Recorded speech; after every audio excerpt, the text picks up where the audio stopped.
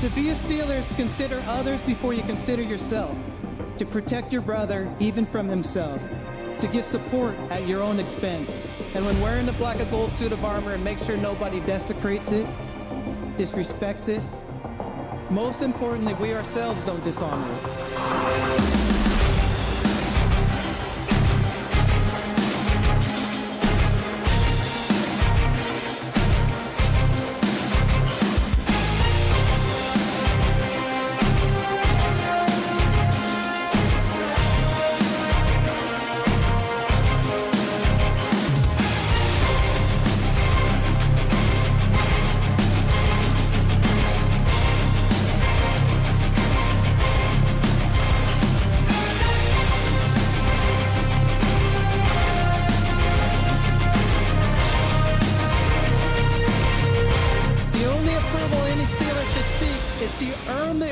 From previous legends who have donned the black and gold.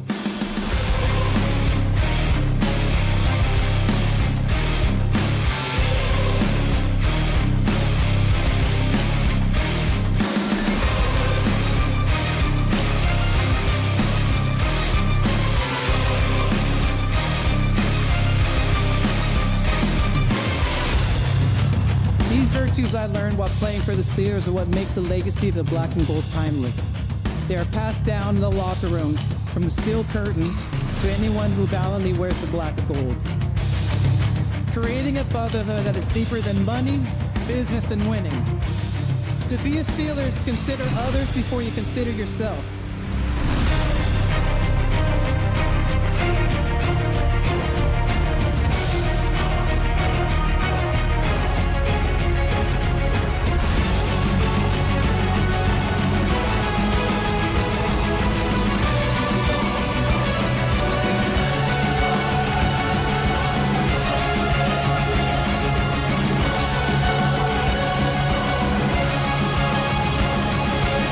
This is our culture, Steeler culture.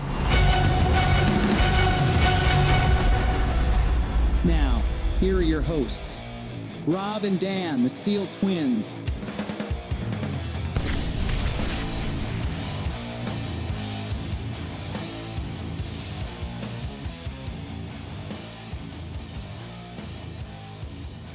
Let's rock. Steelers Nation, what is going on? Thank you guys very much for joining us on this Monday afternoon for episode 67 of the Steeler Culture Podcast. And Steelers Nation, we are officially in draft week. Yes, we are. Took the word right out of my mouth, brother. It is officially draft week. It's insane how fast it got here. And the draft's only going to get here quicker. 3 days away. Before we can blink, bro. We're only 3 days away from the NFL draft. As you guys know, we'll be live for it. And I can't wait to see who will be the next core of Pittsburgh Steelers, especially Thursday night, who will be selected in the first round for the Pittsburgh Steelers, and that is what this live stream is going to be about. 5 first-round prospects that are on the Steelers' radar, and pretty much the 5 guys that could most likely be the Steelers' pick at pick 20 or at some point in the first round, because anything is possible in regards to the Steelers trading up or possibly trading down into the first round. Regardless, we're going to look at some first-round prospects today. Yes, sir. The main 5, but there will be some honorable mentions because everything's on the table. Any option, any position is on the table in regards to the Steelers, so we shall see what direction they go. Omar Khan and Mike Tomlin actually just had their pre-draft press conference they did. about an hour ago, and there wasn't any groundbreaking information, but there was some ideas of what they are leaning to. They have alluded to that there are still only a handful of centers that they think could start this season. Which is true. There's only a handful of selective guys to go for, especially early on. And he has alluded to how they are not very thirsty at pretty much any position heading into the draft. So all options are on the table is essentially what they're saying. So we're gonna look into pretty much some of the guys they're showing the most interest in, and personally some of our favorites and some of the guys that are on our radar as well. Yeah, just the main 5 guys that are just extremely linked to the Steelers about potentially being taken by the team that they've had a lot of interest in as far as pro day visits, combine visits, top 30 visits, pre-draft visits, just as much, just guys like that, information like that. Hence why we got 5 individuals as well as honorable mentions that they have shown just as much interest, if not a little bit less. Yes. But we have 5 guys listed down, not in any particular order. They're just 5 guys that are heavily linked to the Steelers. Yes. We'll get into it shortly. We want to thank you guys for joining us on this Monday afternoon, which is going to kick off what is going to be a week-long live streaming fiesta, I suppose, for this channel. So every day this week for draft week, there will be a live stream. Today, we're live now talking about the potential first-round prospects for the Steelers. Tomorrow night at 9 p.m. Eastern Standard Time will be our final Steelers mock draft. We will be releasing our final Steelers mock draft. And, dude, because of I don't know what direction they're going, this was some of the most intensive thinking that we have had to do all offseason, and most intensive thinking, I think, for a mock draft in general. Because at least in previous years, we've had an idea of where they're going to go. This year, I have no clue. Yeah, all positions are up in the air. They could take whoever. It could be a best player available. It could be a position of need. It could be anybody. It could be whatever. Right. It really could be. And me and Dan were just sitting down having various discussions of, could they go this guy? Could they go that guy? Do they wait for this position? Do they take this position early? You know, just various different discussions about where to go with this final mock. But we have finally come to terms on a conclusion of that. And tomorrow night we will be releasing our final Pittsburgh Steelers 2024 NFL mock draft. And it will be a live mock draft release. We have never done a live mock draft release. They've all been pre-recorded, pre-edited. So we're going to be doing a live edition. So that should be interesting to see how that goes. And get you guys involved too. Absolutely. Wednesday will be one final pre-draft talk, Steelers draft talk. Wednesday night, the night before the NFL draft, we're just going to continue to talk about the options, pretty much not just the first round, but in regards to every round and the prospects and the team needs. And we'll be doing some live online mock drafts that the chat will mostly be involved with. Yeah. Get their interaction, get their thoughts. Thursday, Friday, obviously be live NFL draft streams as we're watching the NFL draft. And Saturday night will be recapping the entire Steelers NFL draft. Yeah, just seeing who the next batch of Pittsburgh Steelers are at the end of Saturday night. So it's going to be an exciting week, man. It's going to be an exciting draft week. I'm already excited as it's kicking off now. So in relation to draft week, we've mentioned it times before all offseason. As you guys know, with the swear jar we do every year, at the end of the season, we take the total and we put it towards a giveaway. Because of the ridiculously large amount, I will admit. I blame Kenny Pickett.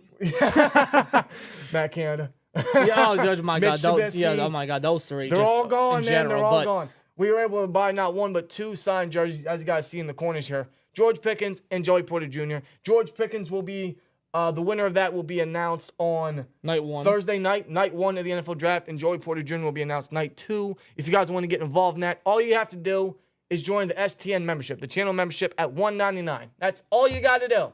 All you got to do to enter in the giveaway.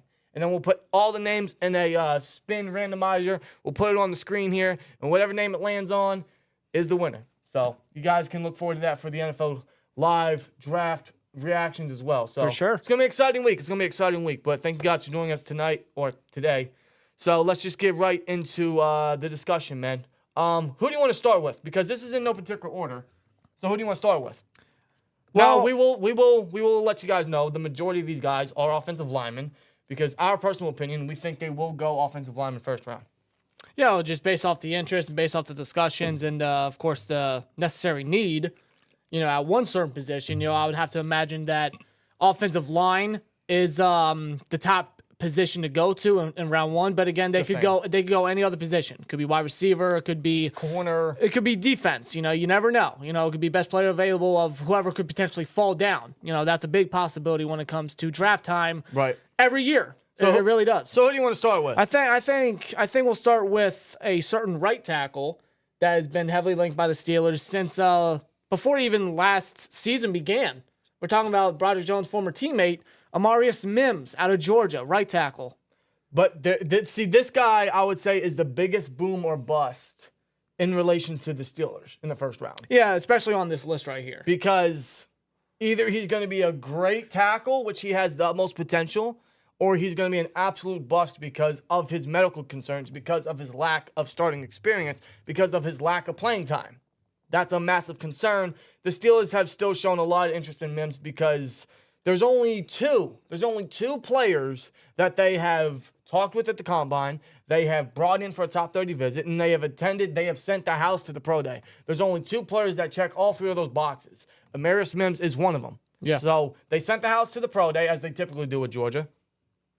They had him in for a top 30 visit. They had him for a combine interview. And, of course, the Steelers have drafted 3 Georgia Bulldogs the previous 2 draft classes. And I would anticipate another Bulldog to be selected in this draft class. I don't know which round. I don't know what side of the ball. Or who. I do anticipate that a Georgia Bulldog will be a Steeler. I just don't know who. Yeah, it could be Mims. It could be like a Ladd McConkey if he falls somehow. That'd be great. Doubtful, but if he falls somehow, Tyke Smith's a great slot option. Of course. Cedric Van Pran is a very nice center option day 2. So many others. Kamari Lassiter. Of course. There's Javon Bowler. They have a buttload of names that all of them are going to be studs in the NFL. But Amarius Mims probably tops the chart for the Steelers because right tackle is still a need. We need to move Broderick back to the left. I know it's overstated, but it's the truth. Dan Moore's not the answer. We know that. We've been knew that. We're going to need someone to develop and sit behind Dan Moore for a minimum at least half the season, and then eventually move Broderick back over left and put Mims at right. Or whoever they draft at tackle at right, because I do think they're going to draft a tackle at some point. The thing with Mims is he would not be a day 1 starter, as we know. Broderick Jones wasn't even a day 1 starter. He was a lot more experienced than Mims was. Keep in mind, we traded up for the guy, too. Yeah. And we didn't start him till half the season. Right. But, the biggest problem with Mims, as everyone has pointed out, is his medicals and his lack of starting experience. He's only started 8 games, and correct me if I'm wrong, he has only finished 4 of those 8 starts. Yeah, that's a big red flag. That's a big concern to carry with when it comes to Mims. Otherwise, when he's finished the games, you see his film, you see his potential, his ceiling is very high. If he stays healthy, he can be a phenomenal tackle. He has Andy Weidel size that just frame, that's like the Andy Weidel typical tackle right there. His frame alone is something that fans are going to be salivating over. Right. One of them, I'm sure, is the Steelers. I mean, he's 6'8", 340 pounds. He's a big guy. Wow. For his size, he's extremely athletic. He can move. He's a very mobile type of offensive lineman for his size. Right. And on his tape, when he is healthy and when he's finishing the game, he showcases that potential. He showcases that starting franchise right tackle potential. Right. But because of those concerns, man, he could very well drop to 20. There could be a team that selects him beforehand. He could fall a lot farther than 20. Much farther. Yeah, you never know. That's a big possibility. Because that's a massive red flag. Because if you're going to sacrifice a first-round pick in a guy like Mims, you better hope that his medicals pan out and he is going to be a star. If those two check out, you're getting an absolute stud. We know that. But there's no guarantee. Of course. So, and I will mention this, man. Omar Khan has alluded to, he said this in his pre-draft interview, press conference that he did with Mike Tomlin an hour ago. He said that nothing has really changed in terms of their evaluations, in terms of the guys that they have brought in for visits or guys that they've met with at the Combine or Pro Day. Nothing has really changed, but clearly over time, when they bring them in for top 30 visits or they evaluate them more or look into their history or talk with them personally, things change. Mm-hmm. Like their direction, their thoughts change on a certain player, maybe because the medicals don't pan out, maybe because they just don't see a phenomenal fit in the scheme. That's what top 30 visits are for. Yep. Because, and Mike Tomlin alluded that as well, is if they can't go to that pro day, they will bring them in for top 30 visits to look at other tangibles that they couldn't talk to previously. Of course. That's what top 30 visits are for. So Mims, he could have been one of those guys that have fallen out of their favor because of that. But he's still going to be a hot commodity because the Georgia connection, the near right tackle, he won't start day 1. No. But Mims, those are the benefits. As far as the interest goes, he checks all the boxes with pro day, interviews, combine interviews, top 30 visits. He checks the boxes with that. His frame is I mean, he's a huge guy. He's a big guy. I mean, you can't miss him. You can't miss him. His tape is really good when he finishes. His lack of starting experience and the red flags with the injuries is a concern, but I still think it's not something that will shy the Steelers away because of the upside that he does bring. No, I don't think it'll shy the Steelers away either. But I will mention this again. All 3 years that Mims has played at Georgia, he has only played a combined 801 snaps. Yeah. Broderick Jones in his last year as a Bulldog played 930 alone. Like that is that's serious. Yeah. Like that could draw teams away. So although Mims does have the upside, there's still some things to work on as far as his medicals go, as far as his development goes, because he's not a day one starter. Maybe half the season if development goes properly, if he stays healthy. The last day one starting tackle you could select in the first round is probably Latham. Yeah, outside of that, everybody's development. Everyone's not a day one. Yeah, everyone else after that, there's a significant drop in terms of starting value. Yeah. Mims is not a day one starter. And that's the benefit if they would take him in the first round, is you're not rushing him in. Yeah. They didn't rush any of their rookies in last year. Yeah. Arguably, they should have because the other starters were not performing to the caliber that they were at. But, when it comes to tackle, though, it's a position that they have looked at in all categories, as far as first round all the way to the later rounds. Yeah, they have done their due diligence because, it depends who's all on the board. If there's such a good player they can't pass on, and we'll allude to more of those players later, then they're going to take them. Otherwise, they do have a lean on in Dan Moore. No one is in favor of that. We are not in favor of it, but we do have to mention it because that is the truth. They don't have a lean on in other positions. They have a lean on at left tackle. It sucks, but it's just it's the truth. They in fact have said, I don't know if they mean this in any regard, but they have said they are comfortable with every position they're at right now. Which, as a Steelers fan, I'm not, because we don't have a wide receiver 2. We don't have a starting center. We don't have a nickel cornerback. We don't even have linebacker depth. No, not exactly. So, they can say that, but I don't know if they're sincere about it. No. But they have alluded to that. So, with that being said, they could lean on Dan Moore for, unfortunately, another year. Yeah, and more likely that will be the case, obviously. Dan Moore, he started 3 years. Might as well finish it off with his rookie year. I don't anticipate him returning. It's what's going to happen. Why stop now? That's their mentality. That's their mindset. Let's put it this way. If Dan Moore starts week 1, he won't start all season. And he shouldn't. He shouldn't. No. There's just no way they do that. No. I get if they're going to start him at least 4 to 8 weeks into the season, but not all season. No, you can't do that again. No, they did it last year, and it was just a disaster. Yeah. Dan Moore has not improved one bit. No, from his rookie year to his third year and heading to his final year, I have not seen 1 ounce of improvement from Dan Moore. That might just be me, but I have not seen any benefit in Dan Moore's game. Right. Hence why we were pounding the table about left tackle last year. We got Broderick Jones. The thing is, we can do better.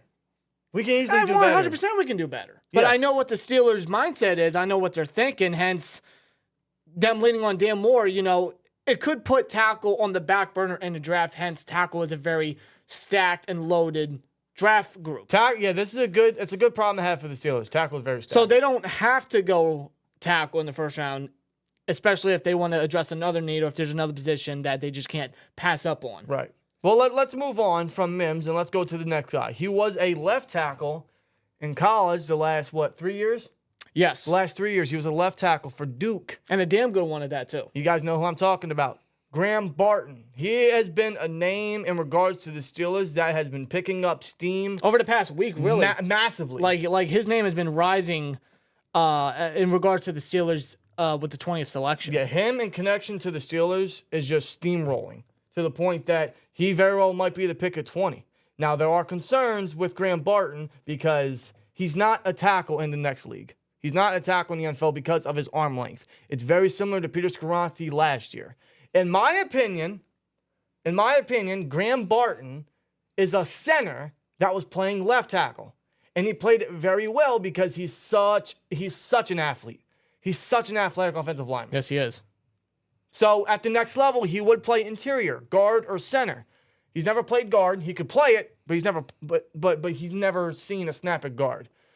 Center, he has very brief experience. He started, 4 or 5 games in his sophomore year? If I have it right here, he 4 starts at center. Freshman year. Yeah, 2020 played in the final 6 games, but 5 of the starts were at center due to injuries on the offensive line. But he has not played center since 2020. No, 2021 he moved over to left tackle full-time. He's been the starter since. And he was a stud there. Correct. However, Barton, all offseason, at his pro day, at the combine, he has done nothing but center drills. And he does have some interest from the Steelers because he does have a top 30 visit. He had a top 30 visit. Yeah. There was a combine interview. And of all people, our new offensive coordinator, Arthur Smith, attended his pro day. And he is the mold of Arthur Smith's center in Arthur Smith's run scheme. Now, Arthur Smith's all about them athletic and acrobatic type of centers. The guys that can move, that can just have a mean streak to them, that are just just big guys with great athleticism at that position. And the problem with Graham Barton is you are drafting a 3-year starting left tackle to go into the next league and play center. Now, I do think he was a center playing left tackle. Yeah, everybody's alluded that at the next level he should be playing interiorly, which he should. And he will. No, he will. They have confirmed that he will. The problem is the transition's not going to be as smooth as many people think. It probably not. I mean, listen, being out of position for 3 years and then having to move back to that position you first started in at the college level to the NFL level, it's going to have some road bumps. Right. And everyone's alluding to the comparison of Kendrick Green. You know, how we selected Kendrick Green out of Illinois, I think. Yes. And I hate bringing him up, but because it was so bad. It was so bad. Yeah, what a swing and a miss. But because we switched him, we drafted him and moved him to center. But the thing is, they're two entirely different players. Listen, I don't mean to cut you off, but listen, I get why people think that way. Everyone's scarred from that. I am. From that move. But you can't compare the two players because they're both different athletes. They both have different measurables. Barton is a lot bigger. And he's just a better player. He's a better athlete. He's a better lineman. Kendrick Green is not even an offensive lineman, okay? I don't know what position he is, but he's not an offensive lineman. Graham Barton is a phenomenal offensive lineman. He's going to be a stud at the next level. Well, his tape is just, he backs it up better on the field than Kendrick Green ever did. He's more athletic than Kendrick Green. Yeah, you can't compare the two. But people have alluded to, if we select Graham Barton, it's just like Kendrick Green all over again. I see the comparison, but you can't compare the two because they're entirely different. They're comparing the move to center. That's what it is. Yeah. So but as far as players go, Barton can hold his own on the offensive line. Yeah. The guy's got a mean streak. He's got a great tenacity as an offensive lineman. No, Kendrick Green did not. At the next level, Barton is going to be a very, very good offensive lineman. Guard or center. I could definitely see him playing guard. I can see him being another Quentin Nelson at guard. I think that could be his ceiling. At center, he has more experience at center than guard. He'll probably be a center more than a guard at the next level. But he has that position versatility because he can play anywhere. That's how athletic he is. That's how good he is. But if the Steelers select him, there's your center. There's no doubt about it. He would be the center. We're not putting him at guard. We got to put him at center. And that would draw a lot of mixed reactions because they are selecting a guy that hasn't played the center position in 3 years to play center, to replace the center position. To be your full-time center for the long haul. And like I said, the transition is not going to be as smooth as many people would think because playing center is a lot different in the NFL than it is in college. And he hasn't played that in college in 3 years. Mm-hmm. Yeah. So although he could fit in like a glove, he could be a natural. It might not be an immediate. Now, it may take him a bit for him to get used to the NFL level at the center position. Right.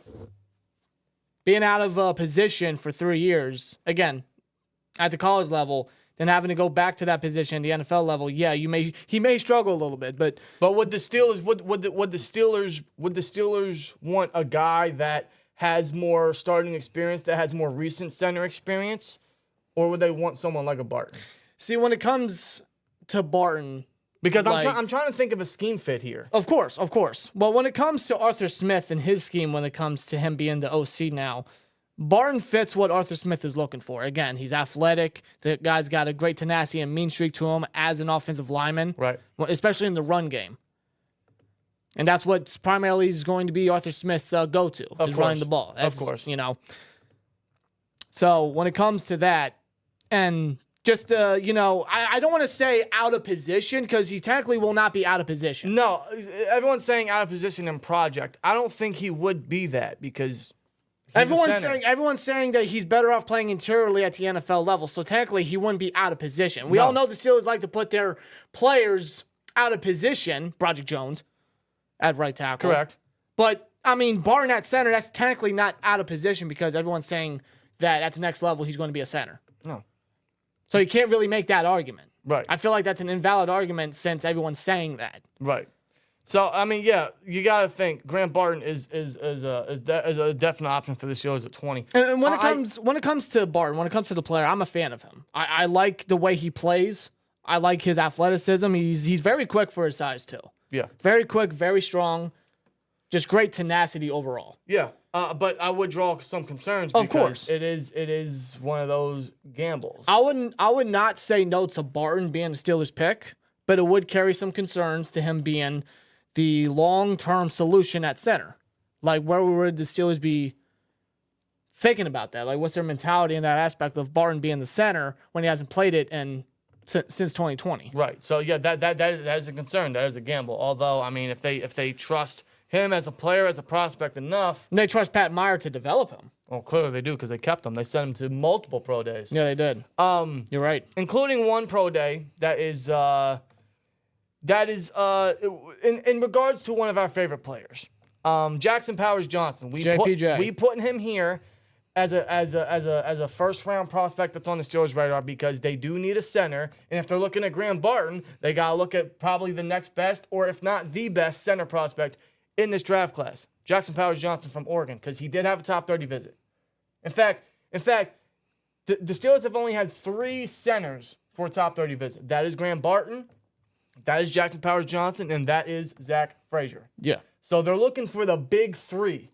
They could settle for like a Cedric Van Pran if they have to, if they don't take center early, and you run the risk of missing out on one of the big 3 because I still think center could go at a decent value compared to what many people were saying, because there are a lot of center teams out there. Bucks, Cowboys, Eagles maybe. Possibly. They're definitely a candidate. The Panthers, they got 33. Was it 33 and 39? They have no center. Don't the Rams need a center? Arguably.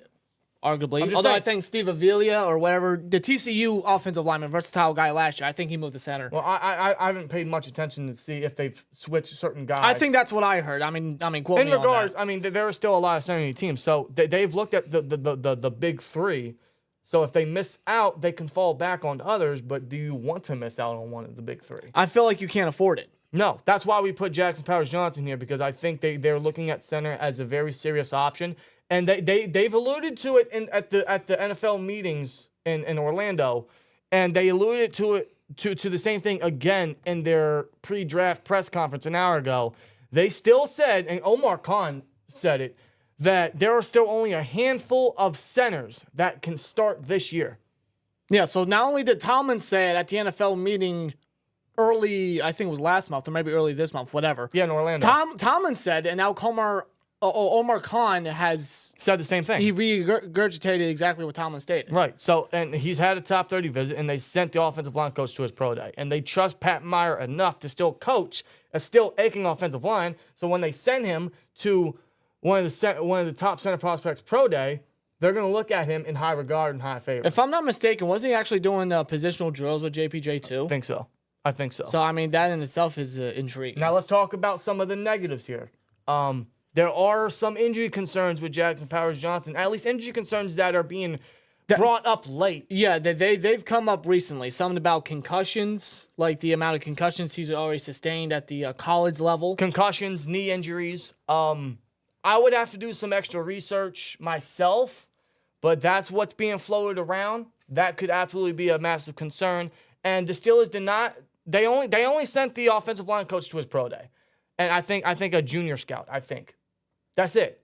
And thus they brought him in for a top 30 visit because Tomlin and Khan and everyone else could not be there to get a better look or get a better thought process or better communication on his medicals and things like that. That's why they do these top 30 visits.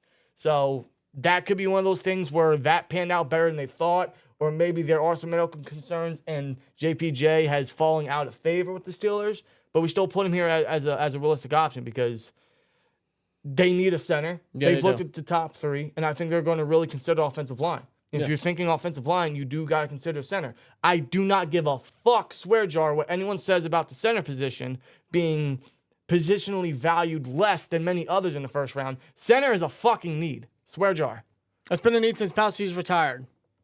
And we've had nothing but fill-ins. I've said that several times. I'm saying it again. Nothing but fill-ins. And you guys know who, and they have been terrible. And I'll say it again.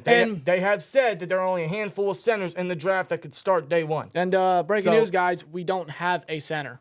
No. They've alluded that they have guys with positional flexibility, which is to be to potentially fill in at center, which is Nate Herbig and even James Daniels. But I wouldn't move James Daniels. I keep him at right guard. The guy's been a stud since he's been there. Let's just not do that. Let's just not do that. How about that? Let's just not do that. And I don't consider Nate Herbig as a pure center. I don't. No.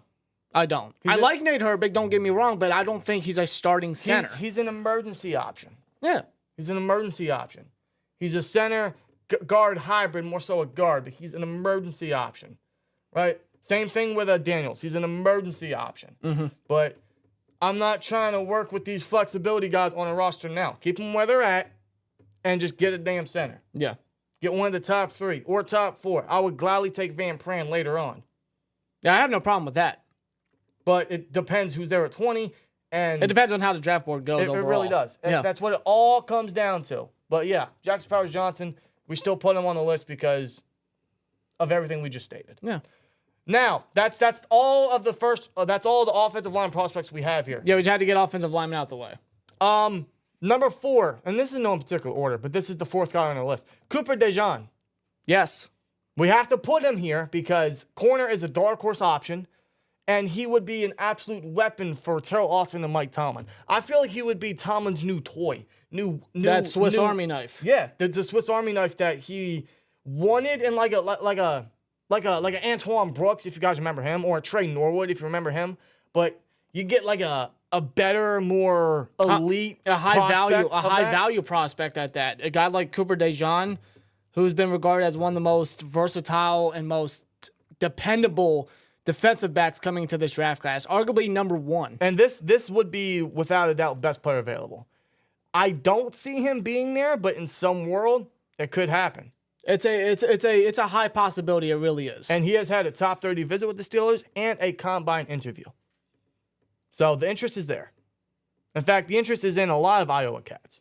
And Cooper, again, his versatility, whatever you put him, at corner, nickel corner, safety, the guy can get it done because his pro day, I mean, he just blew away a lot of freaking teams, a lot of scouts. Yeah.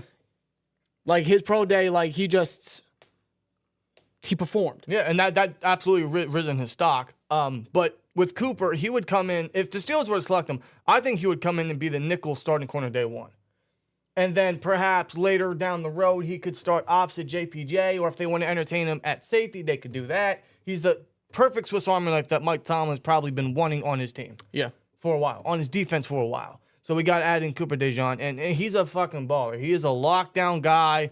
He brings the speed we need in the secondary. He's a ball hawk. He's very aggressive in the run defense. He brings all the tools we need. Yeah. If you guys remember Brian Branch last year when we talked about him during the draft process, even with pick 32 before we selected JPJ, we talked about Brian Branch's versatility as a nickel guy and as a high safety if need be, Like, DeJean's play reminds me a lot of Brian Branch from last year. Yeah. Just very versatile. Branch is bigger, a little bulkier. Yeah, but the play style is very similar. The versatility is very similar. Right. They're just very dynamic defensive backs. That's what Cooper DeJean can bring to the table, to the defense, to the secondary, just to load up the secondary. Yeah, and I would not hate Cooper DeJean because he's best player available. It does fit a need and eventually a long-term solution opposite JPJ.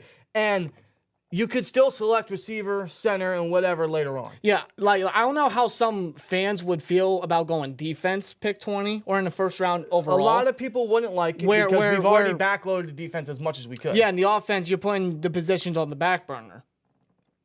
Center on the back burner, tackle on the back burner, receiver on the back burner.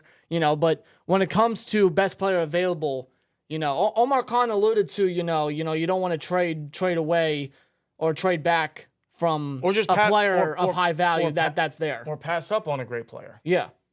So in that regard, Cooper DeJean would be best player available. He would be. And the Steelers have looked everywhere because all options are on the table, man. I literally don't know where they're going in the first round. It could be any position. I do believe it will be O-line, but I could be absolutely wrong. I was wrong when I said that the Steelers weren't going to do anything massive at the quarterback position. They proved me wrong. And thank God. Omar Khan did. Thank God. So, I didn't think they'd do a damn thing at quarterback. Omar Khan may have something up his sleeve, and sometimes all it takes is for a guy that's arguably a top 15 talent to fall into the top 20. Yeah. Cooper, he very well may not be there. Do I think he'll be there? No, but there's a possibility that he absolutely could. A lot of great talent just falls for some reason. Barton might not be there. Yeah. Think about it. He may not be there. Mims could be taken earlier for all we know. I have no idea. Yeah. Again, draft boards are completely different when it comes to draft night. And I suppose we'll move on to the last guy before we get into some of the honorable mentions. Adonai Mitchell. I got to throw him out there because I feel like if there's going to be a receiver they select in the first round, it's going to be A.D. Mitchell from Texas because they've shown the most interest in him out of all the other wide receivers that could be first-round talents. Even more than a Brian Thomas, even more than a Ladd McConkey. Because they have brought him in for a top 30 visit. They sent the new wide receiver coach, Zach Asani, to the pro day. And I think they had a combine interview with him. And he's a former Bulldog. Yeah. And they've had an eye on Adonai for years now because of the Bulldogs they've selected in previous years. And he was a Bulldog for 2 years and then transferred over to a Texas Longhorn and broke out.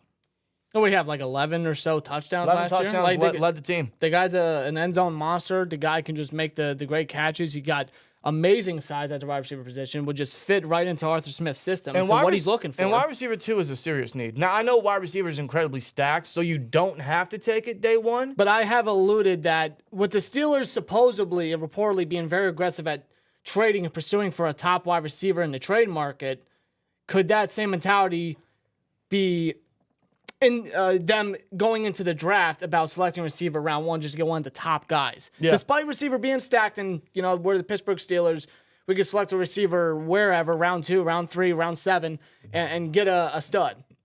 But this is a different dynamic. This is a different front office. This is more an aggressive front office, and they just may want to get one of the top guys. Yeah. Especially with where they're at the moment, pick 20, and some wide receiver needy teams are in the AFC. Correct. We're talking about the Bills. We're talking about the Ravens. Maybe even the Chiefs. Possibly. Absolutely the Chiefs.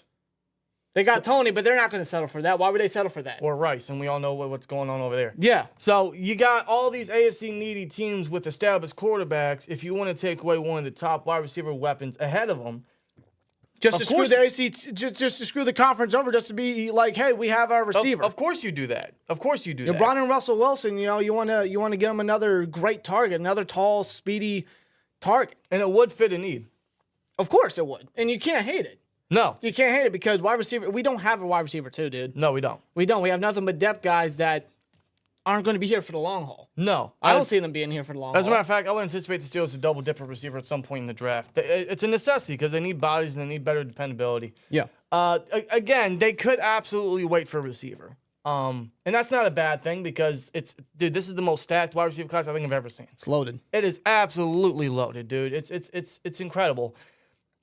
And the Steelers haven't drafted a wide receiver in the first round since 2006, as we know, since Antonio Holmes. Yeah. So it's been a while, but like you alluded to, times are changing. Times are changing. It's a different front office, and they might have that same aggressive approach for trading a wide receiver, and that might transfer over into the draft. Yeah. Just might be what they want to do. And if they go receiver, they still have the capital to go other positions. Yeah, they do. So I mean, we mocked A.D. Mitchell, I think last week. Now we did a trade back scenario for him, And where still we got gained an extra pick, but we still able to get A.D. Mitchell, and that's still a viable option because if they trade back, they can still trade back before those AFC wide receiver needy teams select and still grab the guy. Yeah. Unless those other teams trade up in front of us, but Bills can't sacrifice any more capital. Ravens, I don't think they can do that either. Yeah. Same thing with the Chiefs.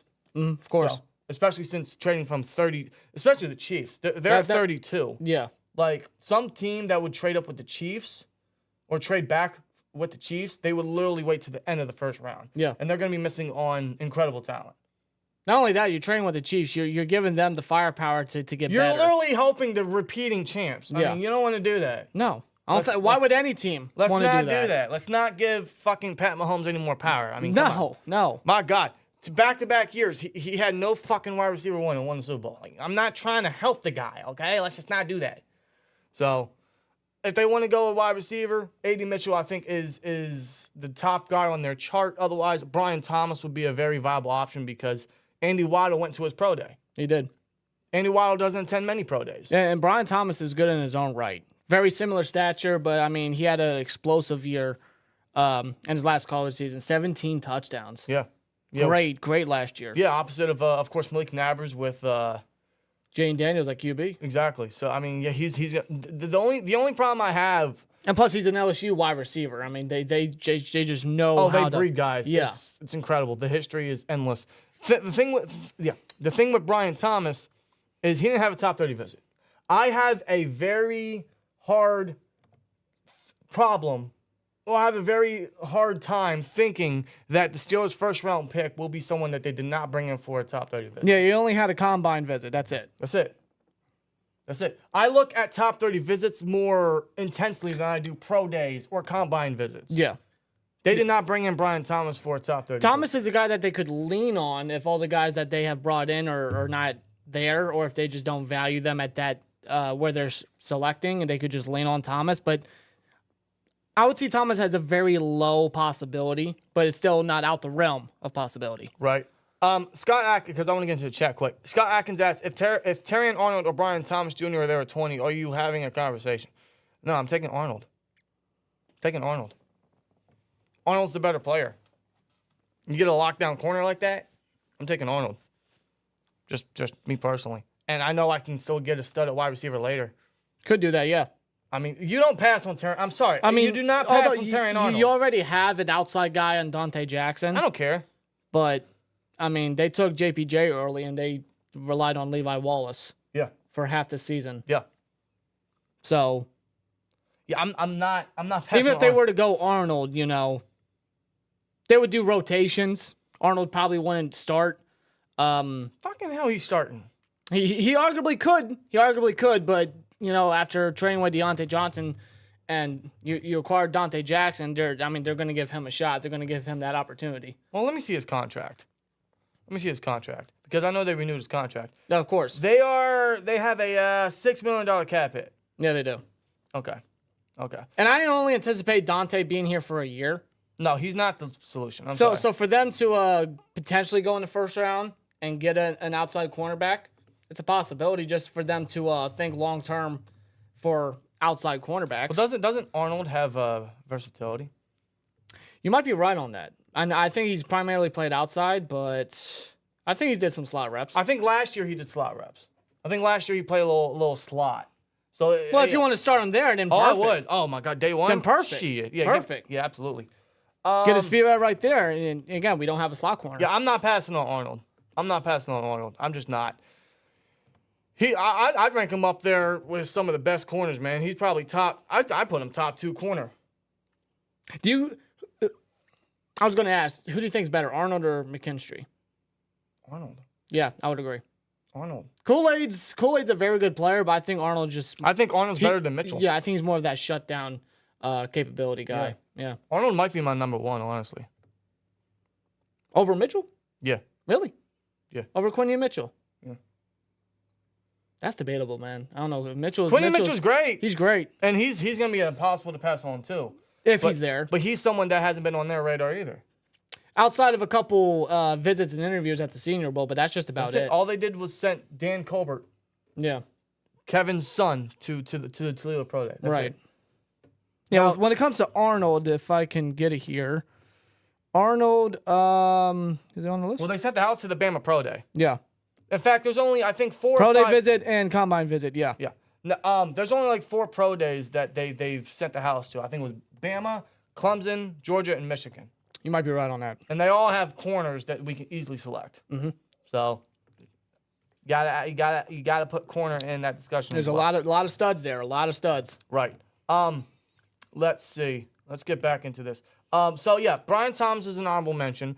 I'll throw in J.C. Latham as well since we're on the Bama talk, but he didn't even have a top 30 visit, which is surprising to me. No, I believe all he had was a Pro Day visit and a Combine visit. That's Right. it. Yeah. But no top 30. No top 30. And I find it hard that the Steelers are going to select someone that But did they not bring have him for a seen top him. 30 But they visit. have seen him quite a bit, though. Sure they have. You know, so the interest is still there. Sure they have. I don't know if Latham is there at 20, though. You know, he could be gone by top 15. Yeah. He really could. I think he's that good. Shit. Let's get back on the corner talk. Another honorable mention is Nate Wiggins. Of course. Like I mentioned earlier, there's only been 2 players that the Steelers have met with at the combine, sent out to the pro day, and brought in for top 30 visits. There's only 2 players they've done that, and that's typically the trend for how they select their guys in the first round. Yeah. There's only 2 players they've done that. It's Amarius Mims and Nate Wiggins. The problem with Nate Wiggins is he's a cinnamon stick from Apple Jacks. He's skinny. He's scrawny. He's Emmanuel Forbes this year. Just, I think, a little better, a lot faster, better in coverage. His effort is incredible. Yeah. You can't take that away from him. He's a high motor player, lockdown potential, but that skinniness is a problem. Yeah, I would like Wiggins to put on a bit of weight. And by that, I mean like muscle. I would like for him to bulk up a little bit for his position and for him to go up against taller and stronger wide receivers at the NFL level. But Wiggins... Otherwise, that would limit him to only a slot weapon. Yeah, especially early into his NFL career, which ain't a bad thing. You know, again, we need slot corner. Get his feet wet there. You have Dante Jackson, JBJ as the outside guys. Yep. Wiggins can start in the slot with his size. And then as he progresses, as he gets... into more development at the NFL level, maybe he bulks up, maybe he puts on some size, and then he can work his way outside. But when you look at Wiggins' tape, I mean, the guy is very explosive. The guy's very fast. He's physical for his size, for his scrawny stature. Like, he's very good. His tape, he backs it up on the football field. I will say this about corner. If they select a corner very early, whoever they select is starting in the slot. They just have too much faith in Dante Jackson. I mean, with the Deontay trade... Yeah. I mean, yeah. Yeah. So that's why I do want to mention. They're going to give Dante that chance. Yeah, unless if they go corner later, like round 3, maybe get a slot weapon if they can. Or maybe they get a slot weapon in the second round. Then there's your slot guy. Mm-hmm.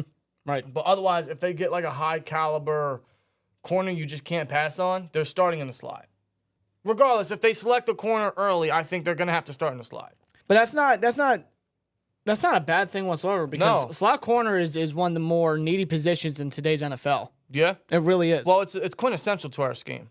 It God, really is. we need, especially for the blitz packages, we cannot cover anyone over the middle. We cannot cover any of the slot weapons.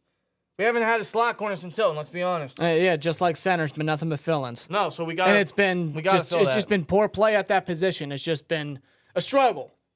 So to fulfill the slot position, I would say it's a big necessary move for the Steelers to do. Mm-hmm. And there's a lot of guys, a lot of guys, not only early on, but later in the draft that they could fall back on. Corner is stacked as well. Corner is very stacked. Moving on, let's go with a left tackle from Washington that's been on the Steelers' radar. Troy Fautanu. I don't think he's going to be there at 20 because he's that good. He is a pure left tackle, which you would think, well, if we draft Troy Fautanu from Washington, we got to put him at left tackle. Broderick would stay at right. Exactly. That's what would have to happen. Yeah. Do you want to risk Broderick remaining at a position at right tackle, but at the same time you would be getting a stud guy in Fautanu? And he is a stud. He's a stud. I know there's talk about him playing interior, playing guard at the next level. I don't think so.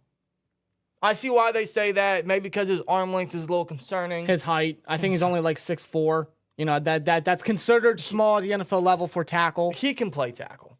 He's a tackle at the next level. I think he can live up to tackle at the NFL level. Yes. Though he has experience at guard, left guard primarily. Yeah. He has limited snaps, limited starts there, but you know, he was a standout at Washington as their left tackle. And in relation to the Steelers' interest, they brought him in for a top 30 visit, and they sent Pat Meyer to the Washington Pro Day. Mm-hmm. And he looked at all of the Washington cats. Yeah, that even includes Roger Rosengarten, the right tackle. Who could be a day 2 selection if they wait on tackle. Yeah. But we add in Fautanu here because he's another guy that's been picking up steam. Now, there has been, very much like Jackson Powers-Johnson, there has been some late news regarding some injury concerns. Yeah, just today, apparently, there's knee concerns. Yeah, which I had no idea about till today. Yeah, these are just now, this happens every year. There's a certain player or players that are just so hot on the team's radar, and then later on, there are some other concerns that we haven't heard of all offseason. Whether they're true or not, it depends on the team to take into consideration and do their own groundbreaking research. Yeah. But Fautanu would be a home run selection. But we do got to add him as an honorable mention because if he's there, it is impossible to pass on a guy like that. 'Cause based he's off- a top tackle. Based off his play style and his upside, if he were, and it's a big if he were to be there at 20, it would be very hard for the Steelers, excuse me, to pass up on him. Yeah. Because he's that good, and he's just a dynamic lineman with versatility. If they want to exercise that position versatility, which they adore in their offensive linemen, they could do that. But I don't think Troy falls. Even with this injury news that's coming out, I don't see how he falls to 20. No, there's so many tackle needy teams. I mean, there's going to be so many offensive linemen that go early, or particularly tackles. But he is a name to throw out there as an honorable mention that, very unlikely, but at the same time, possibly Well, could he could, be because, I mean, let's talk about the tackles. There's Joe Alt, there's Olaf Fashanu, there's Talisi Fuaga, there's J.C. Latham, Yeah. there's Troy Fatanu, there's Mims. I mean, any which of these guys could go any pick higher than the other. But Very possible. there are several tackle-needy teams. There are. You're looking at maybe the Jets. You're looking at the Raiders. You're looking at maybe the Broncos. Maybe the Bengals, right? The what other teams are there? The Jets, possibly. The Titans, absolutely. Yeah, of course, Tennessee. Yeah. I mean, it's possible, but we got to throw his name out there. Another one we'll throw out there. This might be a little controversial. Zach Frazier. We mentioned Barton. We mentioned Powers Johnson. We have to mention Frazier. I wouldn't pick him at 20 because I think it's a little rich. I would trade back and then select him. Yeah. Because I know I can still get him. If the Steelers are seeking and looking for a center while trading back to acquire some extra draft Capital. selections for day 2 or whatever, and the position that they're looking for is center, then yeah, that would be Frazier. Well, then that's in regards to any center. Or any center, because JBJ could fall. Barton could fall. That's a high possibility. But I'm also hearing that Frazier's picking up some steam in regards to some teams later on in the first round. Yeah, he's been getting some first round talk. Like- It's not hard to see why. And again, Cowboys, Eagles, Bucks, they need center. They could go very different paths. Yeah. Because I know Cowboys could use another linebacker. They could use another corner. Wide receiver, maybe. Wide receiver. Eagles, they could use another corner because they're getting up there in age. Bucks, they could use edge rusher. Mm-hmm. They could go several other different areas, but center is still up there with their top needs as well because they've lost pretty much Hall of Famers if you consider it. Right, of course. But Zach Frazier, we got to mention his name up there because the interest is there. They've looked at all the top centers, the big three, and for the Big 12 Pro Day, they sent their assistant O-line coach for Zach Frazier's Pro Day. That's right. And Zach Frazier is a stud. And I will mention this, man. Out of all the top 3 centers, he's probably the most pure center in the draft, and probably the one that fits the scheme the best. Perhaps Barton. Perhaps Barton, but I put in Frazier there just because he's more of a natural center. Not just that, but he's just, just as giftedly athletic. Yeah. When it comes to Arthur Smith centers, when he was been the OC or even head coach, just what he's looking for at the center position, Zach Frazier does fit that to a T. Yeah. And if you really want a pure center, like experienced, production, athleticism, you're looking at Frazier. You got to look at Frazier. Yeah. And keep in mind his high school wrestling background. Yep, 4-time heavyweight wrestling champion, 4 straight years. I believe a record of 159-2 record, I believe. Only 2 losses. Yeah. I wonder who the 2 are in 159, but incredible. And the last one we'll name here is Tyler Guyton. This one I'm not very high on, but we have to mention it here because they brought him for the top 30 visit, and they are looking at O-line. So you got to mention Guyton, especially later on. Yeah. Especially if they trade back. I'm not the biggest fan of Guyton. I'm not. He's very raw. I don't see him as a day 1 starter. I don't see him as a year 1 starter. No. But when it comes to developmental pieces, between Mims and Guyton needs much more development than Mims. Yes. In my opinion. And Mims had less experience. Yeah. And Guyton, he shows it on the tape. Like, when you look at his tape, he showcases that potential. But his footwork, his foot placement needs some working on. His hand placement especially needs some working on, because I feel like when you look at the tape, he's kind of pushed back a little too often than he should be for his stature. Well, I think his hand placement is very, like, it's almost all over the place. Mm-hmm. And his pass protection is very inconsistent. Yeah. He's a raw prospect. So, but I got to mention his name because if they're looking at first-round guys, he's one that is projected to go late first round. Yeah. That could just be them doing due diligence, just for the sake of doing it. But, I mean, he is a guy that they're looking at. Yes. So we got to mention his name out there. Is there any more honorable mentions you want to add out there? I was going to throw out there Talisi Fuaga, but more than likely he will not be. I don't see how he makes it past the Raiders. No. I don't. Me neither. Would they pick 13? If the Jets don't take Brock Bowers, they're taking him. Because they need protection for A-Rod. Hence, look at what happened to A-Rod last year. Fuaga is top 15 talent. I would argue top 10 because I think he's that great of a standout right tackle. Yeah. He's the best right tackle in this upcoming class. There's no way in hell he falls to 20, but if he's there, I am taking him in a heartbeat. Yeah. I mean, I'm not even hesitating. There are certain guys that are on my wish list, and Fuaga is up there. I'm a fan of Fuaga. I would say, man, like if they want to trade up for a tackle, Fuaga is probably the only guy that's worth doing it. Yeah. Because you have a day one starting franchise right tackle. If they want to trade up, yeah, he's the only one. You would have to trade up in front of the Raiders, though, because he's not making it past the Raiders. I don't care what anyone says. He's not making it past the Raiders. So you would have to trade up with the Vikings, who don't have a second or third round pick, or you would have to trade with the Broncos, who do not have a second round pick. And they're a pick before their rival, the Raiders, and they just may want to take whatever capital and just screw over, kind of like what Bill Belichick did to the Jets last year, just to screw over the rival, just to get one up over them while getting extra cap. Yep. It's a possibility. Yeah. They would trade up again for a tackle, but they would be securing the anchors over at left and right. Well, I also think that they are hell-bent on fixing the O-line.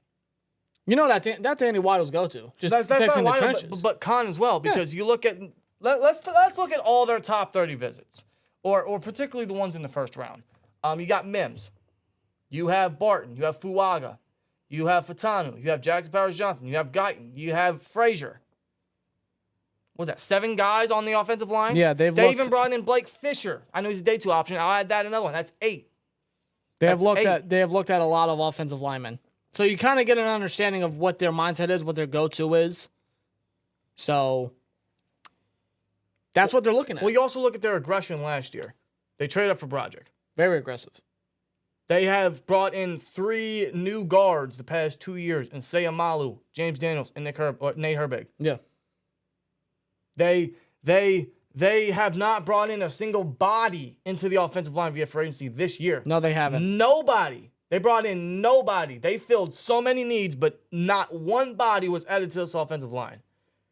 No, and they released Cole. So they released Cole and didn't bring in no center. Nobody. No. And I'm not bringing in Brian Allen, and I'm not bringing in Connor Williams until his medicals pan out, and that's not going to be until June. Yeah, I'm not waiting for center till June. So I'm not doing that. Yeah.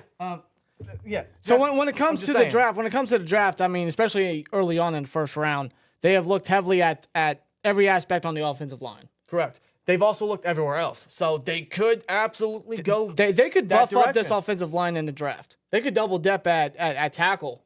Well, tackle stacked. They've alluded to only a handful of centers that will start year 1. Yeah. So undoubtedly they're going to go center and tackle at some point in this draft. I don't know when. It's hard to predict exactly which round projection. I would agree. I'm confident that they'll go center tackle in this draft. Yeah, they have to. And I think it's going to be early. I think it's going to be within the first 2 days. It's a necessity. Big time. In my personal opinion, I think they should go center first. Unless there is a tackle so good you can't pass on them, then go for it. And then you would hope that you get a center. Yeah. I am not waiting till the 3rd round to grab a center. Yeah, I'm waiting no later than the 2nd round to get a center. It's either 20 or 51 you get a center. I'm not waiting till 84. I'm not waiting till 98. No, thank you. Or you trade back. Because we got to entertain it. You trade back however far you want. And then you can still get a tackle and then a center, or a receiver, then a center, or whatever combination you want at any position. Yeah. But center has to be early. Big time. Has to be early, and it needs to be within the first 2 picks. Of course. It just has to. I don't disagree. I agree wholeheartedly. They need to. Yeah. So, I mean, it just alludes to them going offensive line early. Because out of all the names we've mentioned, we got to entertain corner, we got to entertain receiver, and probably another position we're not even thinking of. Yeah, like we're open to all possibilities when it comes to Steelers. We don't know where Khan and Tomlin and Rooney and company are going first round. No, we don't. But our personal preference, and just based on where the Steelers are looking, looks like they're going to go O-line. And when it comes to me and Dan here, center. And we know it's not the fanciest, and it might not even be the most valued in the first round. That is in regard to tackle and center. But you also look at it this way. You're looking at a guy that you take early and then you have on the line for 10 years. Yeah. You have him for the long haul. You fulfill a need to which you don't have one on the team right now, and there's only a short term of people, only about 4 guys that you can select and get and grab. And that's in regards to center. I'm just talking in overall O-line. Well, I'm talking about center here. I'm talking about center. Well, that's fine because I agree. But, it appears the Steelers are just alluding to O-line. Heavily, yeah. As they should. It's a massive necessity. As they should, because we've talked about, the problems at O-line for how many years now? It seems like Khan is tired of dealing with it. He's still trying to fix Colbert's errors. He's tired of dealing with the weaklings. He's still trying to fix Colbert's errors, man.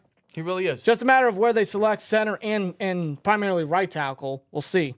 Yeah. We'll see, but I am excited. Oh, I'm very excited because I have no idea where they're going. I have no clue. I have preferences. We've mentioned it, but I have no clue. And I am open to anything because I am not locked in on a single guy like I was previous years. Last year, I wanted a left tackle, whether it was Paris Johnson or Broderick Jones. I wanted one of those guys. We got Brody. Hell yeah. Yeah.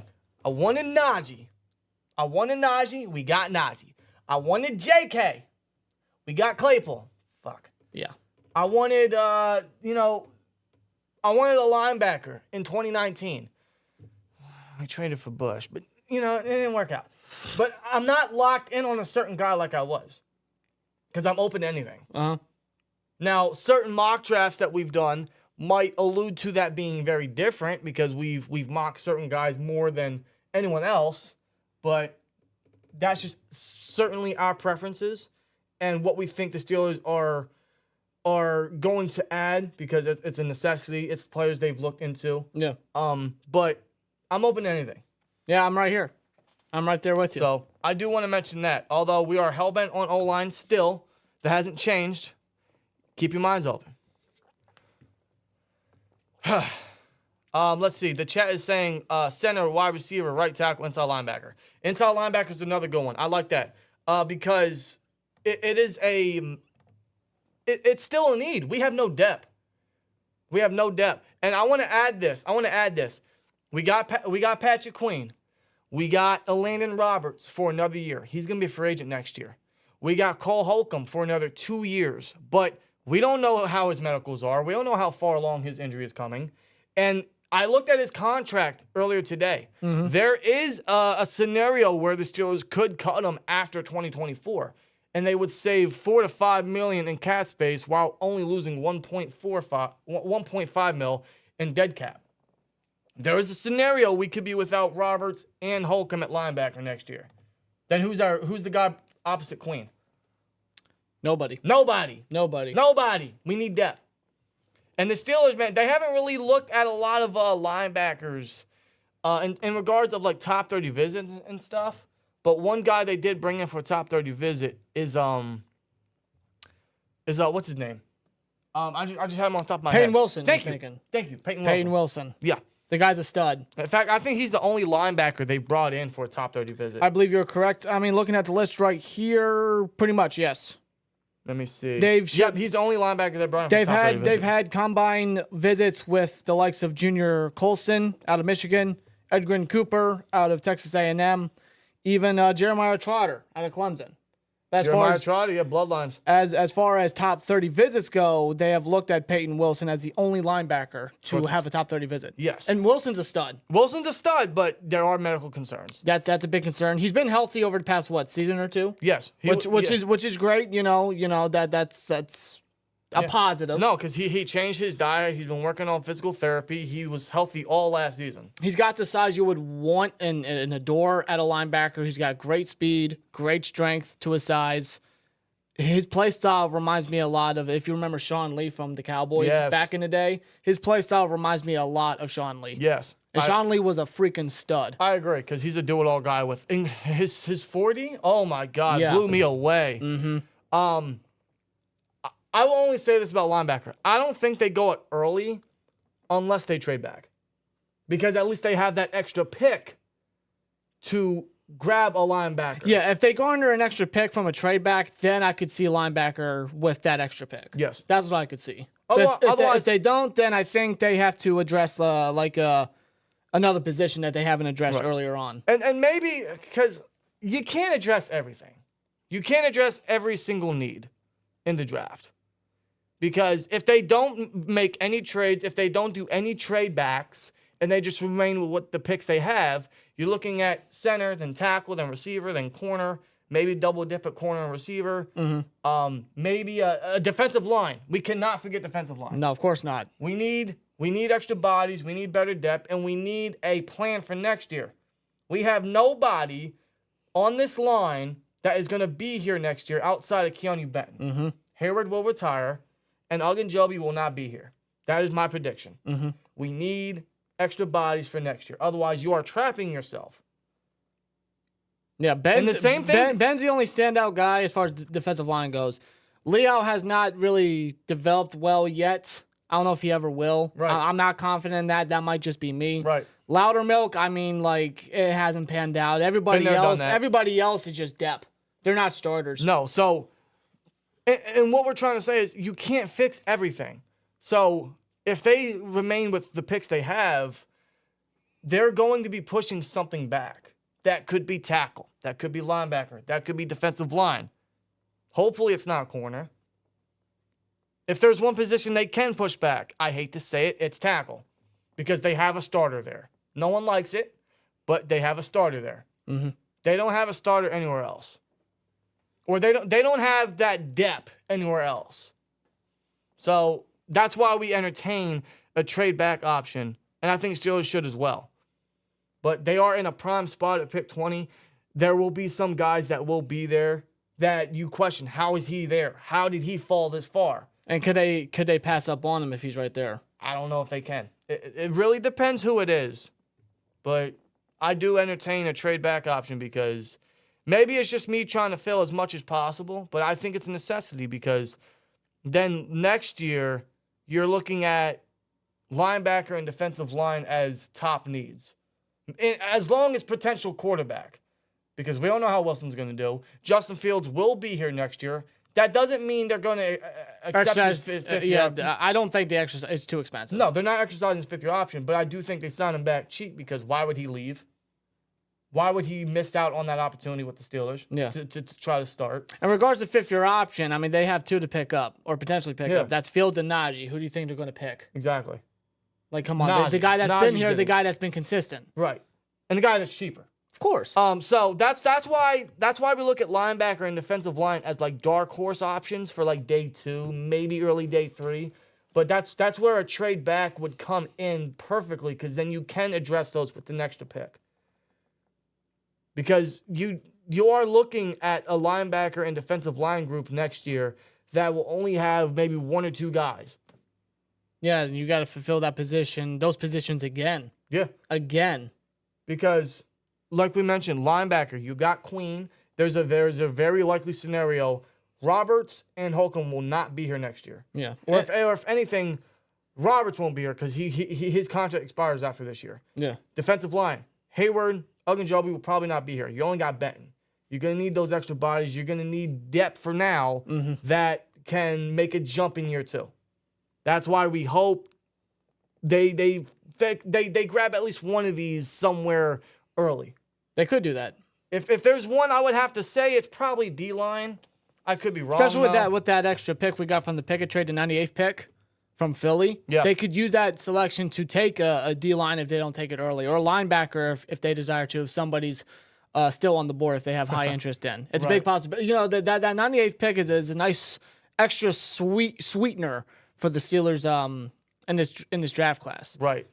So It's a good benefit to have. That's just one of those things we want to mention because it's very under the radar, and it's a dark horse option because you got to think of next year, not just this year. You got to think of next year, and that's what Khan did with Justin Fields when he traded for him. He's the backup this year, but we know we're going to extend him cheap and give him the opportunity next year. We got a quarterback for 2025, and we'll probably grab a guy. We'll grab another guy. Maybe we'll sign Wilson if he does decent enough. Right. But that same mindset needs to be for linebacker and defensive tackle or defensive line. I know they can't fix it all, and I'm not anticipating them to fix it all, but I hope they fill at least one of them. Otherwise, you are looking at linebacker and defensive line as main priorities next year because you will have nobodies because some of the guys you have this year might not be here next year. We might lose 4 bodies on the front 7 alone in those groups. Yeah. I could be over-exaggerating. I could be overthinking it, but that's just how I'm looking at it for now.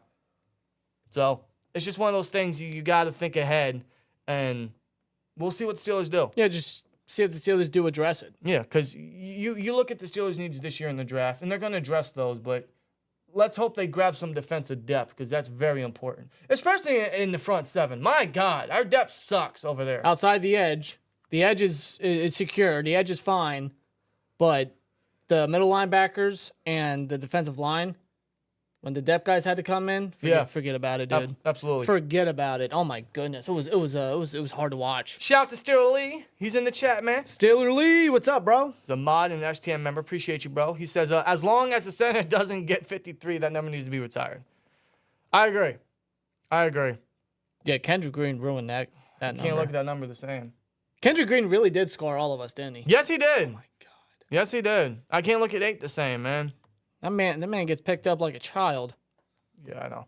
Steeler Lee with 499 says, got to meet Willie Parker at my son's college recruiting camp. Humble and cool ass dude. That's awesome. That's awesome, bro. That's cool. That's awesome, man. Yeah, we've heard Willie Parker is a class act.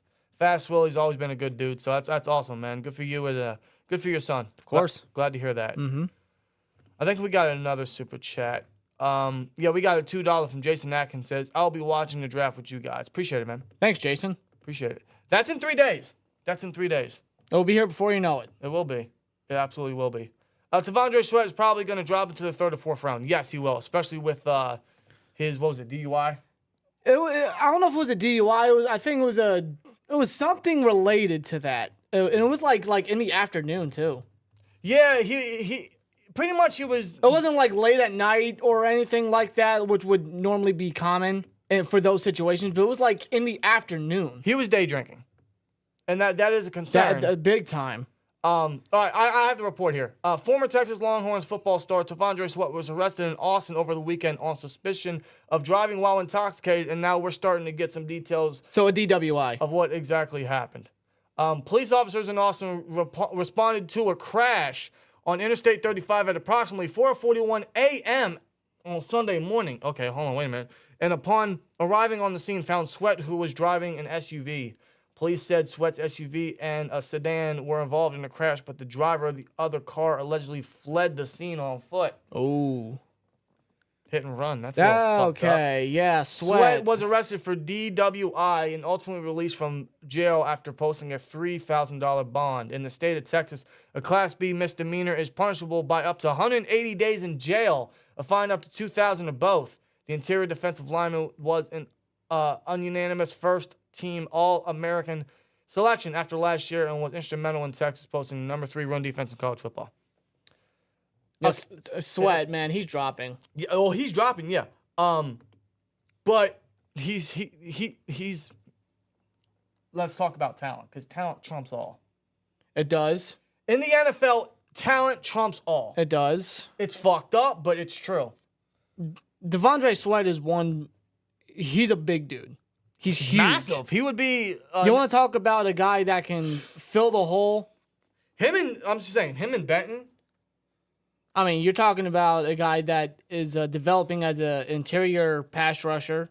Even outside, he can move over to the end if need be. He has that position flexibility. And you get a guy like Sweat that can play primarily interiorly as that run defender that can clog up that hole. I mean, Sweat's run defending ability is top notch. Oh, yeah, he'd be a 2-down guy on rundowns.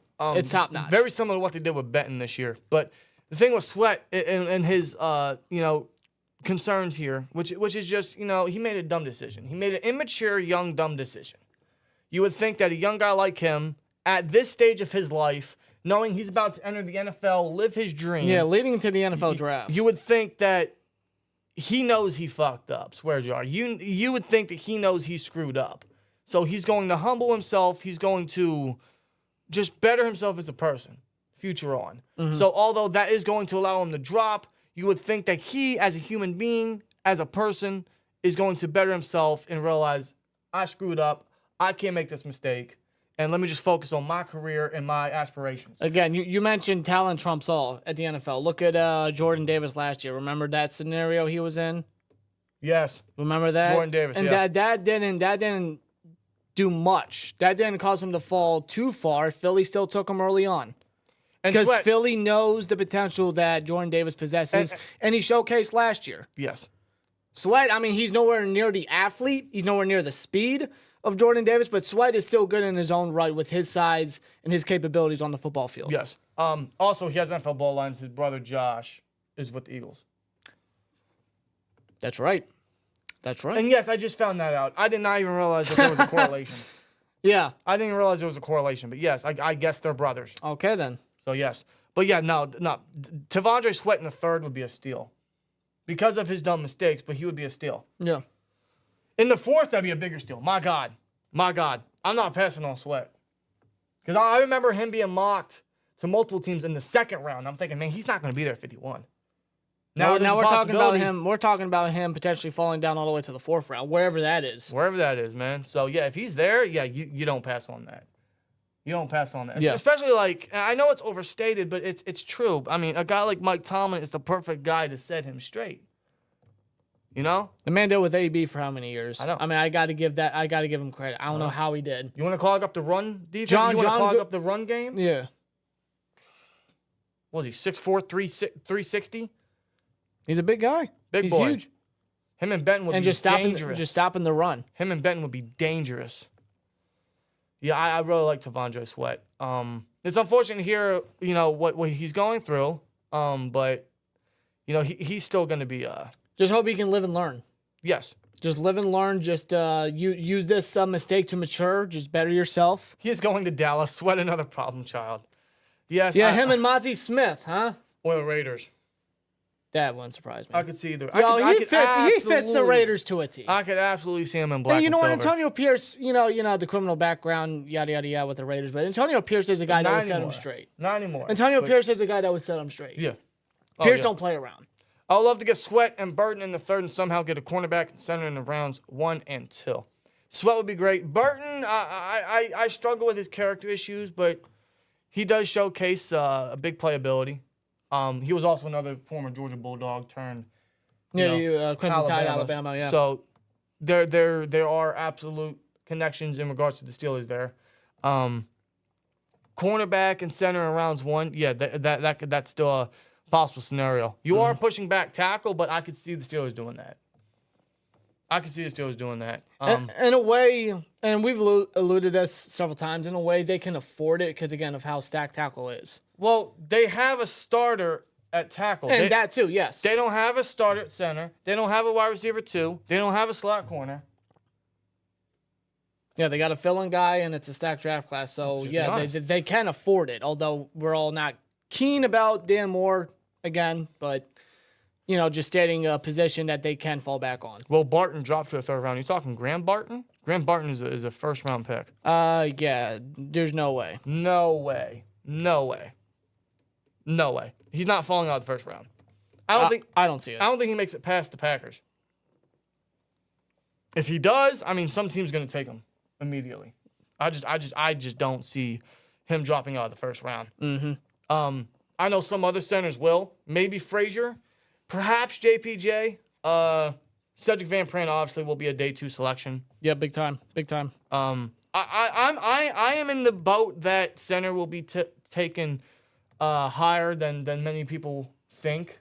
Mm-hmm. I know there's talks of center being lesser valued, but there are so many center-needy teams, and there's only a handful of guys that can fill those spots. So those center-needy teams are going to prick one up as soon as they can. So I think center will be a hot commodity, especially day 2. I just don't see a guy like Van Pran falling to the 3rd. I don't see JPJ falling that far. I don't see Frazier falling that far. Yeah, if I'm looking at the wide receiver. Oh yeah, Jermaine Barton will be there in the 3rd. Yes. Oh yeah, big time. He's definitely round 3 material. But as far as first round goes, talking about center here again, I'm looking at the order for round 1. I mean, Dallas needs a center. Buccaneers, of course. Philly's I would consider a dark horse because again, Jason Kelce retired. They could move Cam Jurgens over to center. I think he played that position in college. He did. But I think then they moved him to guard. Right guard. Yeah, although he's played that position 2 years, I don't know if they want to move him out of there. But you never know. Well, yeah, I mean, they only put him there because they lost Malu the year they drafted him. Mm-hmm. At least, if I'm correct. I think so. I think I'm correct on that. But yeah, he could absolutely move back to center. There's a good handful of teams that could take center early on. They really could. Actually, no. They moved him to right guard last year. Oh, was it last year? I think it was last year. Yeah, it was last year. I thought he played guard 2 years. Hold on. When did we get Sayamalu? Was that 2023? It was last offseason. Okay, I thought so. Yeah, okay. So he sat under Sayamalu, and then they selected, or then they moved him to right guard. Yeah. Yes. Yes. Yeah, so he's been playing guard the past 2 years. Though he was sort of in development. Mostly last year. He was sort of in development his first year, but he still was guard. Mostly last year. Yeah. So, yeah, they could move him because I know he played a lot. I honestly don't know what Philly does. I don't. I don't know either. I really don't. But I could see them still going for center or offensive line early on. I really could. Sterling Lee says, I have a bad feeling we're going to miss out on one or maybe more than one needed position because they don't want to come off as desperate or reaching. Do you run that fear? You really do run that fear. Yeah. For me particularly, that's center. Because it's not as stacked as all the other positions. Mm-hmm. That might not be everyone's cup of tea. That might not be everyone's mutual thinking, but that's just me. That's just us. Offensive line is never the flashiest position, but it's always the neediest position. Well, I think you get your value in offensive lineman no matter what position it is because you're getting a 10-plus starter. Yeah. You're getting a guy that's going to lock down that position. For a long time. Sterling says, I hope we take Fuaga so I can scream out the Samoan Bulldozer. Fuaga! Oh, that's great. I love that. We would have to trade up, but I love it, man. I love it. It's Shea Butter says, I can see us taking Fuaga or Mims in round 1. So could I. Fuaga's going to require a trade up, but I can absolutely see Mims being a Steeler come Thursday night. I wouldn't hate it. I draw massive concerns, but I wouldn't hate it. No, neither would I. I don't think I can hate any pick they go. Because I'm not locked on a certain guy. You know what I mean? Yeah. And no matter where they go, it does fill a need, doesn't it? It does. See, when it comes to round 1, the end of round 1, whoever they select, whatever position they select, yeah, we would finally have a better understanding of, all right, they could go this next position come Friday night. Right. You know what I mean? Yeah. Because right now, I don't know. I'm open to everything. I have a preference, center, but I'm open to any player at any position. That's the unpredictability of the Steelers right now. That's the unpredictability of Omar Khan. Right. But after night 1, whatever position they select, I think we'll have a better understanding of all right, night 2, I think the next selection is this position. Yeah, so say, for example, they go tackle. Then we know day 2 or second round, they're probably going to go center or receiver. Yeah. Or corner. Or they go center first round, they're going receiver or corner. Yeah. Probably receiver, but I don't know. In fact, it pisses me off because it shouldn't, though. It shouldn't, but I just don't know. It shouldn't piss you off. It should make us excited. No, it makes me excitingly pissed off. Okay. Because I don't know where they're going, but I can't figure it out. And it's hard. It's hard to mock things like that. Yeah. Hence why we were kind of struggling. Just in a lot of discussion about our last mock. Oh my God. Tomorrow night, guys. Tomorrow night, yeah, will be our final mock. Sweat was rear-ended, but he shouldn't have been drinking after. Well, he shouldn't have been driving after drinking. Okay, so he was rear-ended, but you're correct. I mean, that's an inappropriate decision. Very young, immature decision right there. Yes. So that's. Just call an Uber. Call an Uber, man. Man, just, don't be irresponsible. You can do that now. Don't put you and especially other people at risk. Don't be stupid. Don't be stupid. But other than that, I mean, yeah, he's going to learn from that, as you would hope he would. And, yeah, Sweat's going to be a great player. Mm-hmm. If that is what's going to make him fall, then, yeah, you select him wherever you can. If he's there around 3, 84, 98, yeah, you swoop him up. Mm-hmm. You swoop him up. Then you have your gap fillers for the next couple years.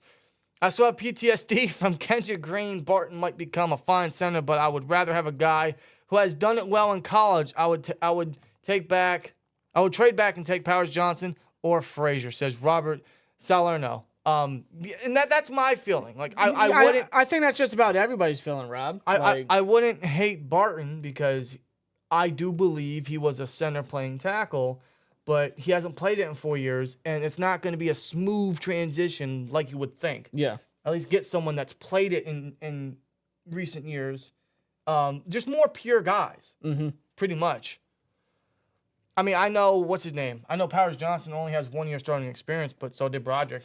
It didn't scare him away.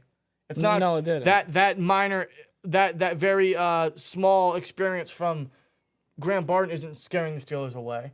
If they want years of experience, you're looking at Frazier and you're looking at Van Pran. Those are probably more pure guys just based on experience and production. Yeah, but Powers Johnson's sole year as center, I mean, it won him the award for best lineman. Yeah. That's just how dynamic and great he was. He only gave up one singular hurry in his lone season at center last year. I do think, like, if you're going to draft a center, draft a center. You know what I mean? Draft a center. Just get a guy that is a center. Don't draft a guy that's a tackle that can play guard. Like, fuck that, okay? But the stupid thing, I consider it stupid, is the Steelers are just always about, no, they love positional flexibility. They love it. It's not a bad thing if you're a depth piece. Yeah, really.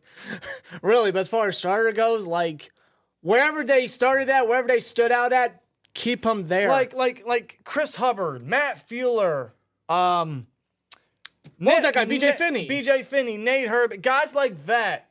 Perfect depth guys because you have that positional flexibility. Starters, just put them at their pure position.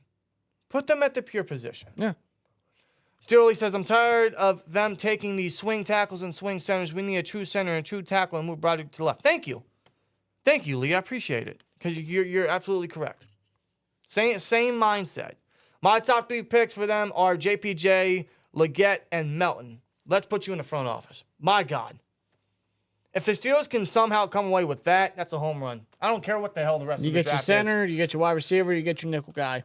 With outside flexibility, but you would start him in the nickel, which is perfect. I don't think Leggett would be there, but if he is, that's Arthur Smith's next A.J. Brown. That's what.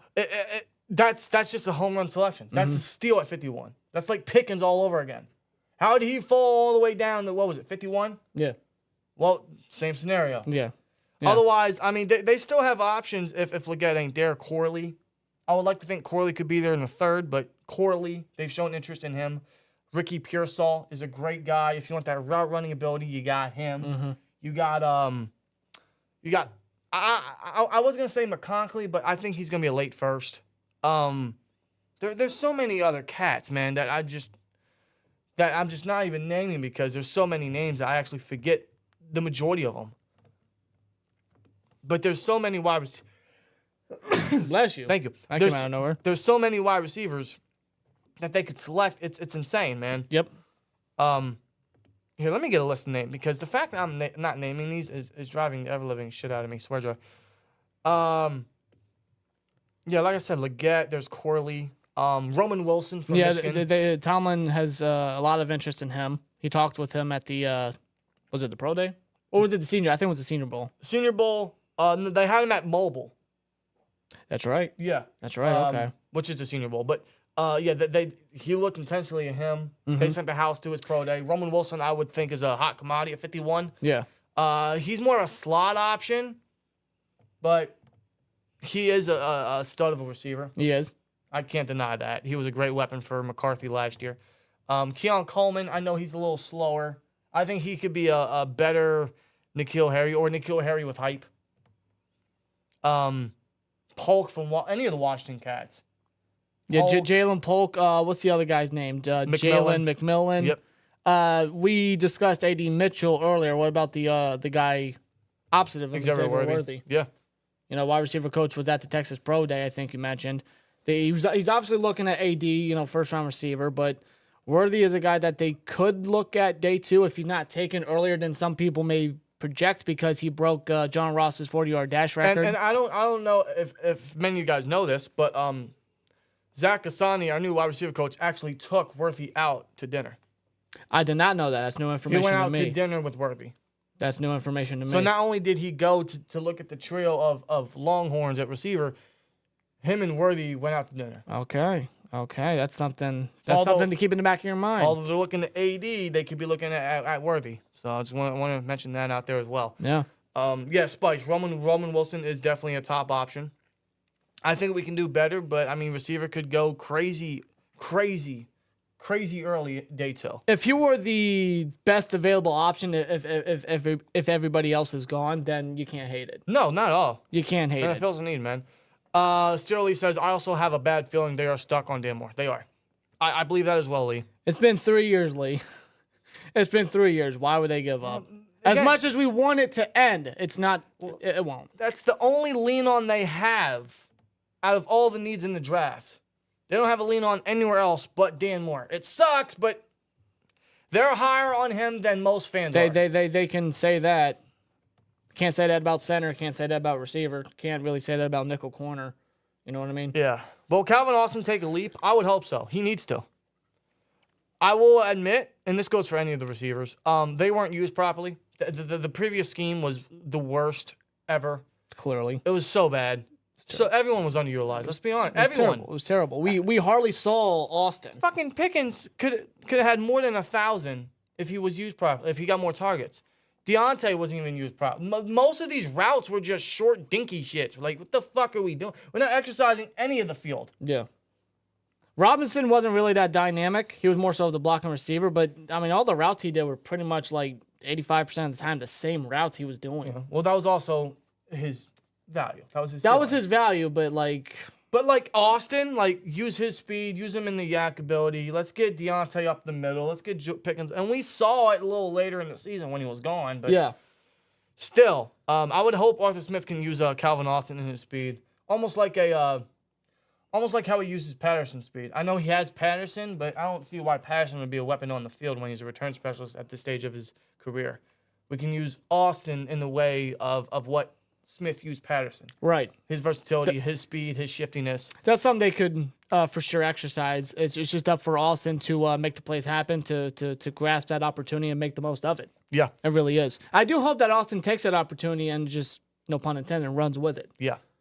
No, he needs to. I think he has the utmost potential still to be a revolving character, a revolving weapon on our offense. I don't think he'll ever be a true starter, but I think he can be a nice weapon. Yeah, that extra hand of receiver that just comes in when his name's called and he just does his assignment. That speed is dangerous, man. Mm-hmm. We need to use it.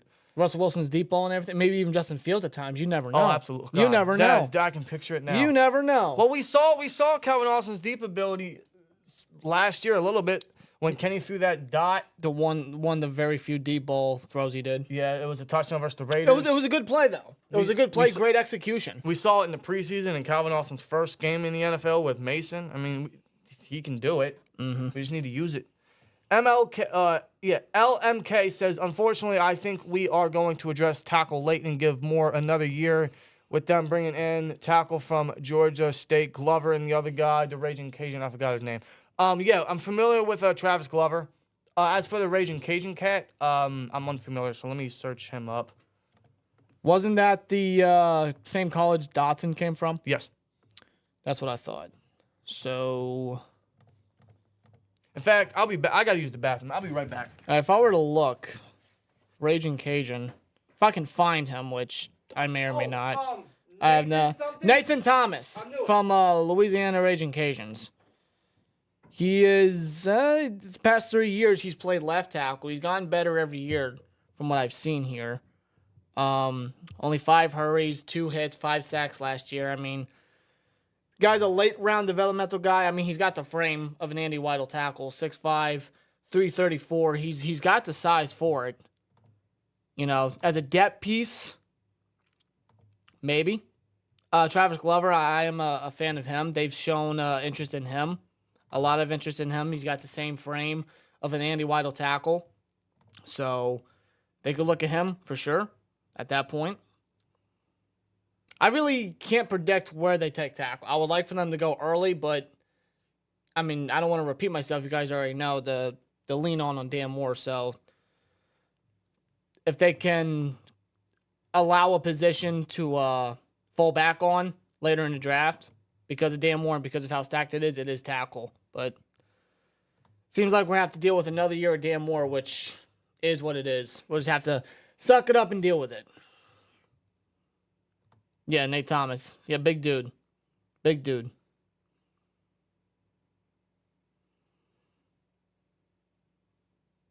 Silly, is it bad that I play Madden just to intentionally play against the Eagles to beat up Kenny Pickett for 4 quarters with what? No, Lee, it is not bad. It's not bad. As a matter of fact, Dan does the same thing.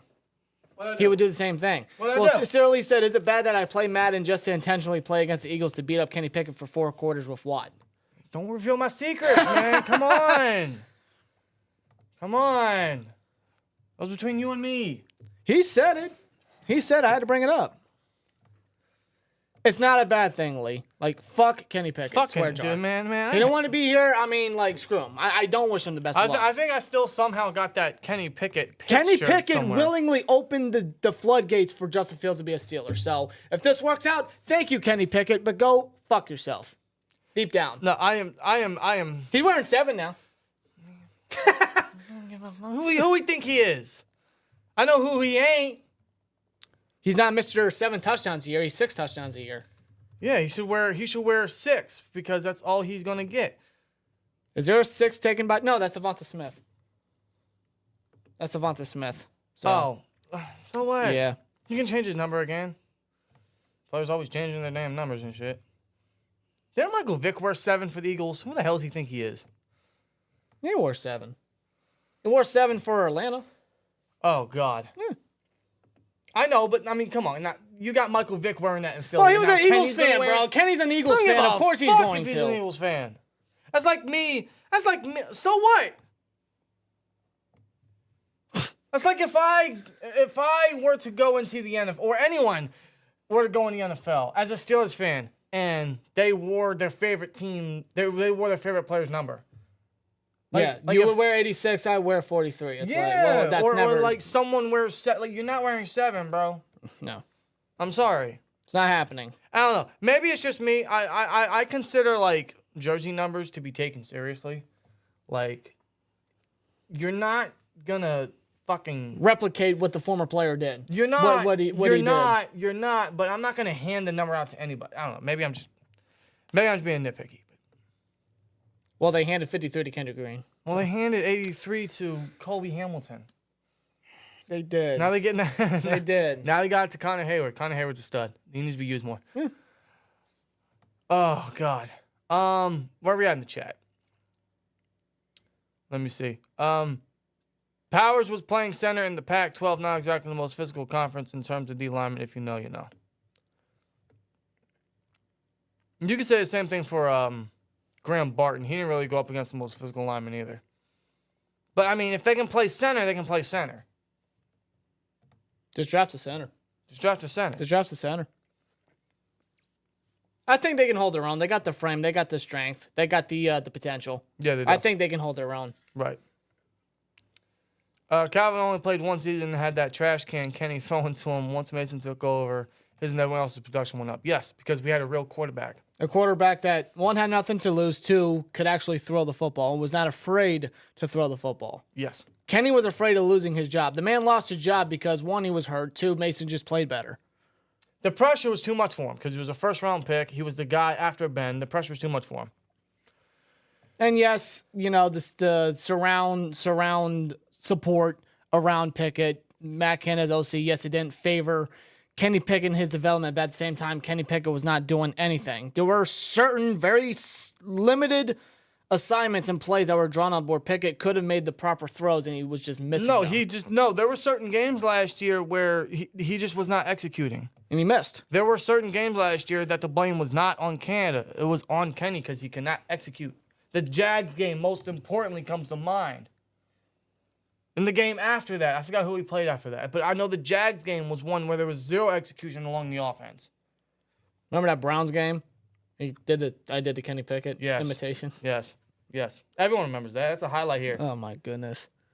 He is now 8. CJ, is Gardner Johnson wearing number 8? I know he went back to Philly, right? Yeah, he did. Yeah. Good for him. I suppose he is. I mean, yeah. Good for CJ.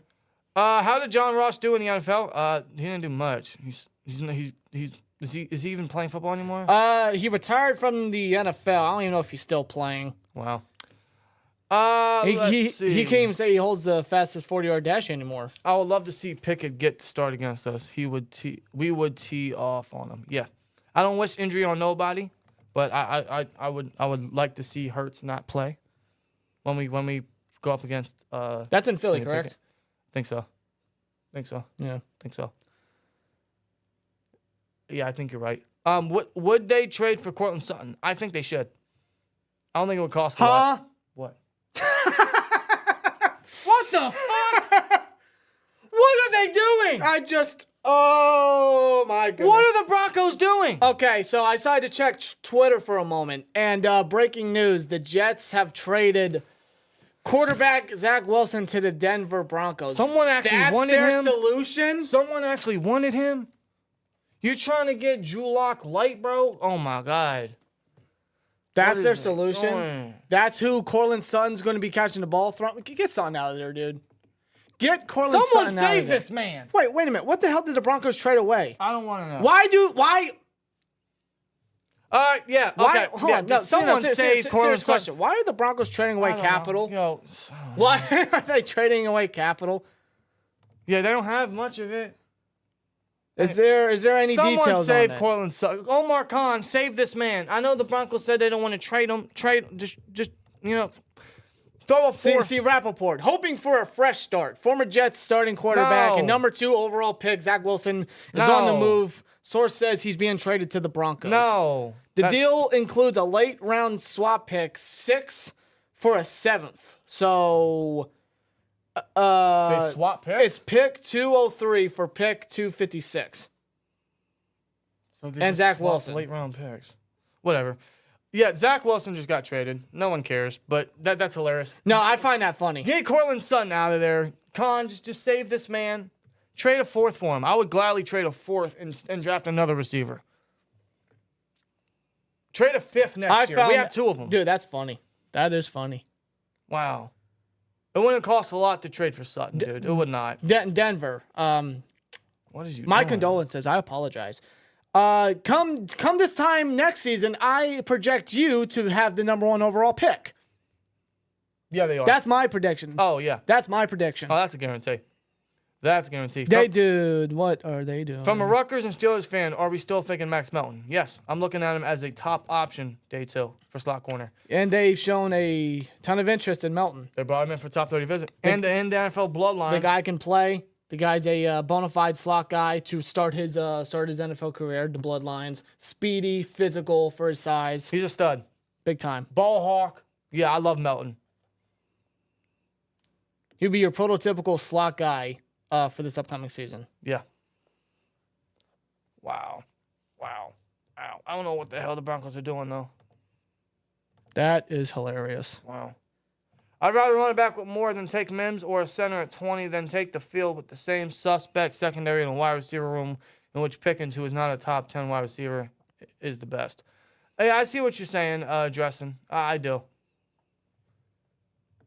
Because you do need the back end of the secondary a little bit, because secondary is still a little suspect. That's why I'm open to anything. Mm-hmm. I'm not favoring any particular position. I have preferences, but I'm open to any and all. if they're going to go offensive line, you got to go with an absolute day one starter. That's how I would be very okay with them going O-line in regards to tackle or center. If you're going to get an offensive lineman round one, he needs to be a day one starter. No project. Yeah. You need a day one starter. And those guys are very limited. You're looking at Fuaga. You're looking at Latham, who are probably going to be gone by 20. You're looking at Barton. I do consider him a day one starting center. He might be a little bit, I don't want to say a project because he is a natural center. Yeah. They just moved him over to tackle because he's so athletic. But you also bring in that concern. He hasn't played it in 3-4 years. JPJ.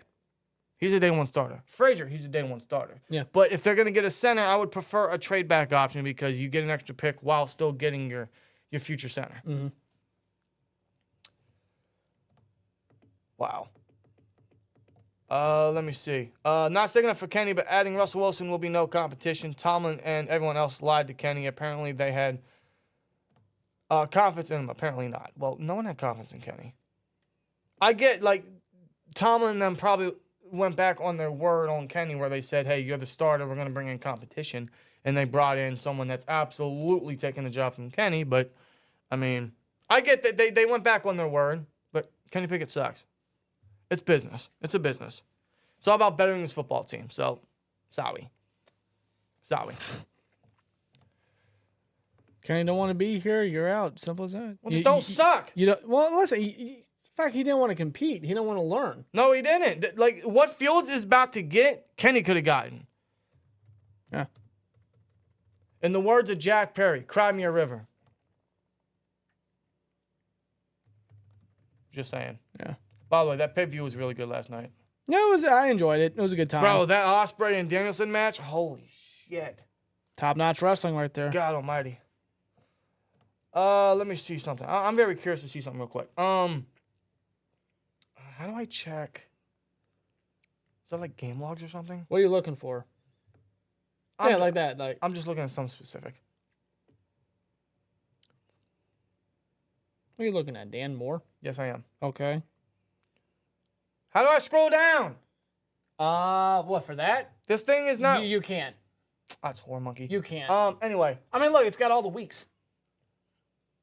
Okay, So you don't have to scroll down. So I'll add this. Dan Moore gave up 8 sacks last year. 8. Okay. Gave up 8 sacks last year. And he gave up 3 in the last 4 weeks. And that's not including the playoff game. Okay. Mason was starting 3 of those games. He started from the Cincinnati game all the way down to the playoffs. What was it? Cincinnati, Seattle, and Baltimore. Baltimore and then Buffalo. That's right. Okay. So, what I'm saying is... That's our fallback guy. I'm just saying... Based off I'm just your saying, breathing. like, for those that don't want to lean on Dan Moore, just be prepared, because it's probably going to happen.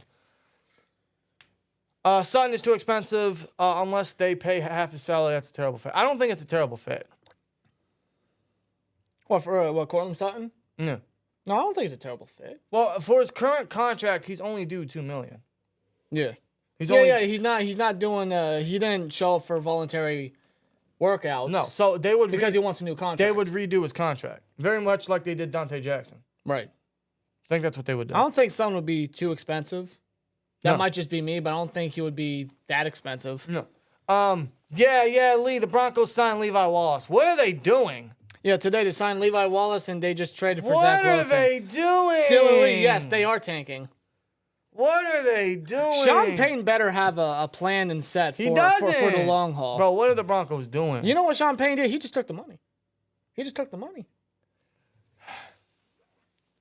And the he could have been paid to be to be on Fox. In the hopes of but you know, coaching called his name and Denver offered him this money. He's like, you know what, I'll take it. Yeah, I know. In the hopes of not sounding cringe. Broncos country. Good luck. Broncos country, I'm sorry. Shout out to our old supervisor, Vicky. I'm so sorry. Broncos country. Deeply, I'm sorry. Let's tank.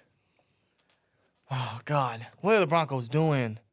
You might as well get rid of Sutton, man. Save that man. You know what's funny? We've played Denver. I know we played Denver. So we're playing Zach Wilson. Against Zach Wilson. Who the hell's their starter? Start a quarterback? Is it Zach Wilson now? Is it Ben DiNucci then? Who are they gonna? Is it Jared Stidham then? They got to draft. That's their quarterback. They got to draft a guy at 12, right? I don't think they are. I could absolutely see McCarthy being a Bronco. If it ain't McCarthy, it's Penix.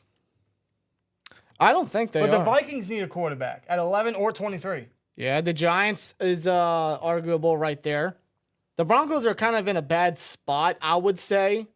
Well, Broncos don't have anything to trade They have up for 12 and either. 76. They need to trade back, get capital. That's what they need to do. They have no capital. It's 12 and 76, then the next pick is 121.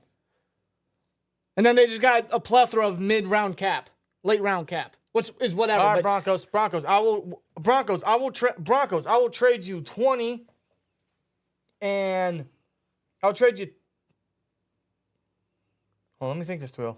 What's next year's cap for them? They don't have a fifth next year. They have everything else but a fifth next year. Let me think this through.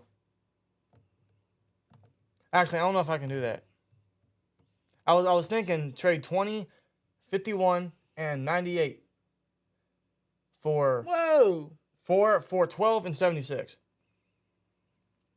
They would trade back while trading up. I don't know if they do that. And getting 98. But that is trading a lot of capital. We wouldn't have a second round pick. We wouldn't, not until 76. I'm not doing that. That's fair. I'm not doing that. Yeah, that's why I was like, hold on, wait a minute. Let me pause for a moment. Let me think this through. No. Yeah, I think Denver trades back. I think they need to. I don't think they get a quarterback in 12 unless somebody falls, which is a high possibility. But I think they need to trade back just for their sake. Right. But I don't know. I don't know. I don't know. I don't know what Denver's doing. I don't know either. It's best of luck to them. All right. I don't know either. Best of luck to them. We'll see you Thursday. Where are we at in the chat? Sutton has $17 million cap it this year, way too much. Well, that's similar to what they would have paid Deontay if they kept Deontay. And perhaps the Broncos can take a chunk of that. Or the Steelers rework the contract. There's ways to work around it. Maybe. There's ways to work around it. Maybe. Because there's rumors, or perhaps maybe there's truth to this, that that Steelers have reached out to the Niners for Ayuk, and the Niners shut it down immediately. I believe that. Yeah, Niners are not listening to shit. So Ayuk is out of the question. The Niners are not listening to anyone or anything. And I do think they have called for a receiver. So I think Sutton makes the most sense. Yeah. Because it's a veteran. He's a very good receiver, too. We all know the chemistry with Wilson. Mm-hmm. It wouldn't cost a lot. And we can still go receiver early. And I don't think it would require us to trade this year's capital. Maybe not. Maybe I'm delusional in thinking that, but I don't know what Denver could be. Well, apparently they're not looking to trade away Sutton, although many teams have. You traded Judy. Just get rid of him. They've inquired to the Broncos about possibly acquiring Sutton. I don't know what they could be looking for, but if they're asking prices high, they're not going to get that. Dude, just save him. Save him already, dude. Wow. That would be a game we lose is the Broncos. I agree. The Broncos seems like a trap game this year. They basically traded for Wilson for a pack of mozzarella strained cheese, which in this economy is like roughly $50. Yeah. They signed Wilson for 2 pennies, and they traded Kendrick Green for Justin Fields. Yeah, they did. And got rid of Kenny and Mitch. My God. Mind blown. Complete overhaul at the quarterback position. Should the Steelers sign Gilbert? Stephon Gilbert? No. Yeah, no, thank you. No. We released an aging cornerback for cap purposes. Bless you. Thank you. And no, I'm not signing another aging corner for however much money. No. Where would he fit? He'd fit nowhere. No. You're not going to put him in the slot. No.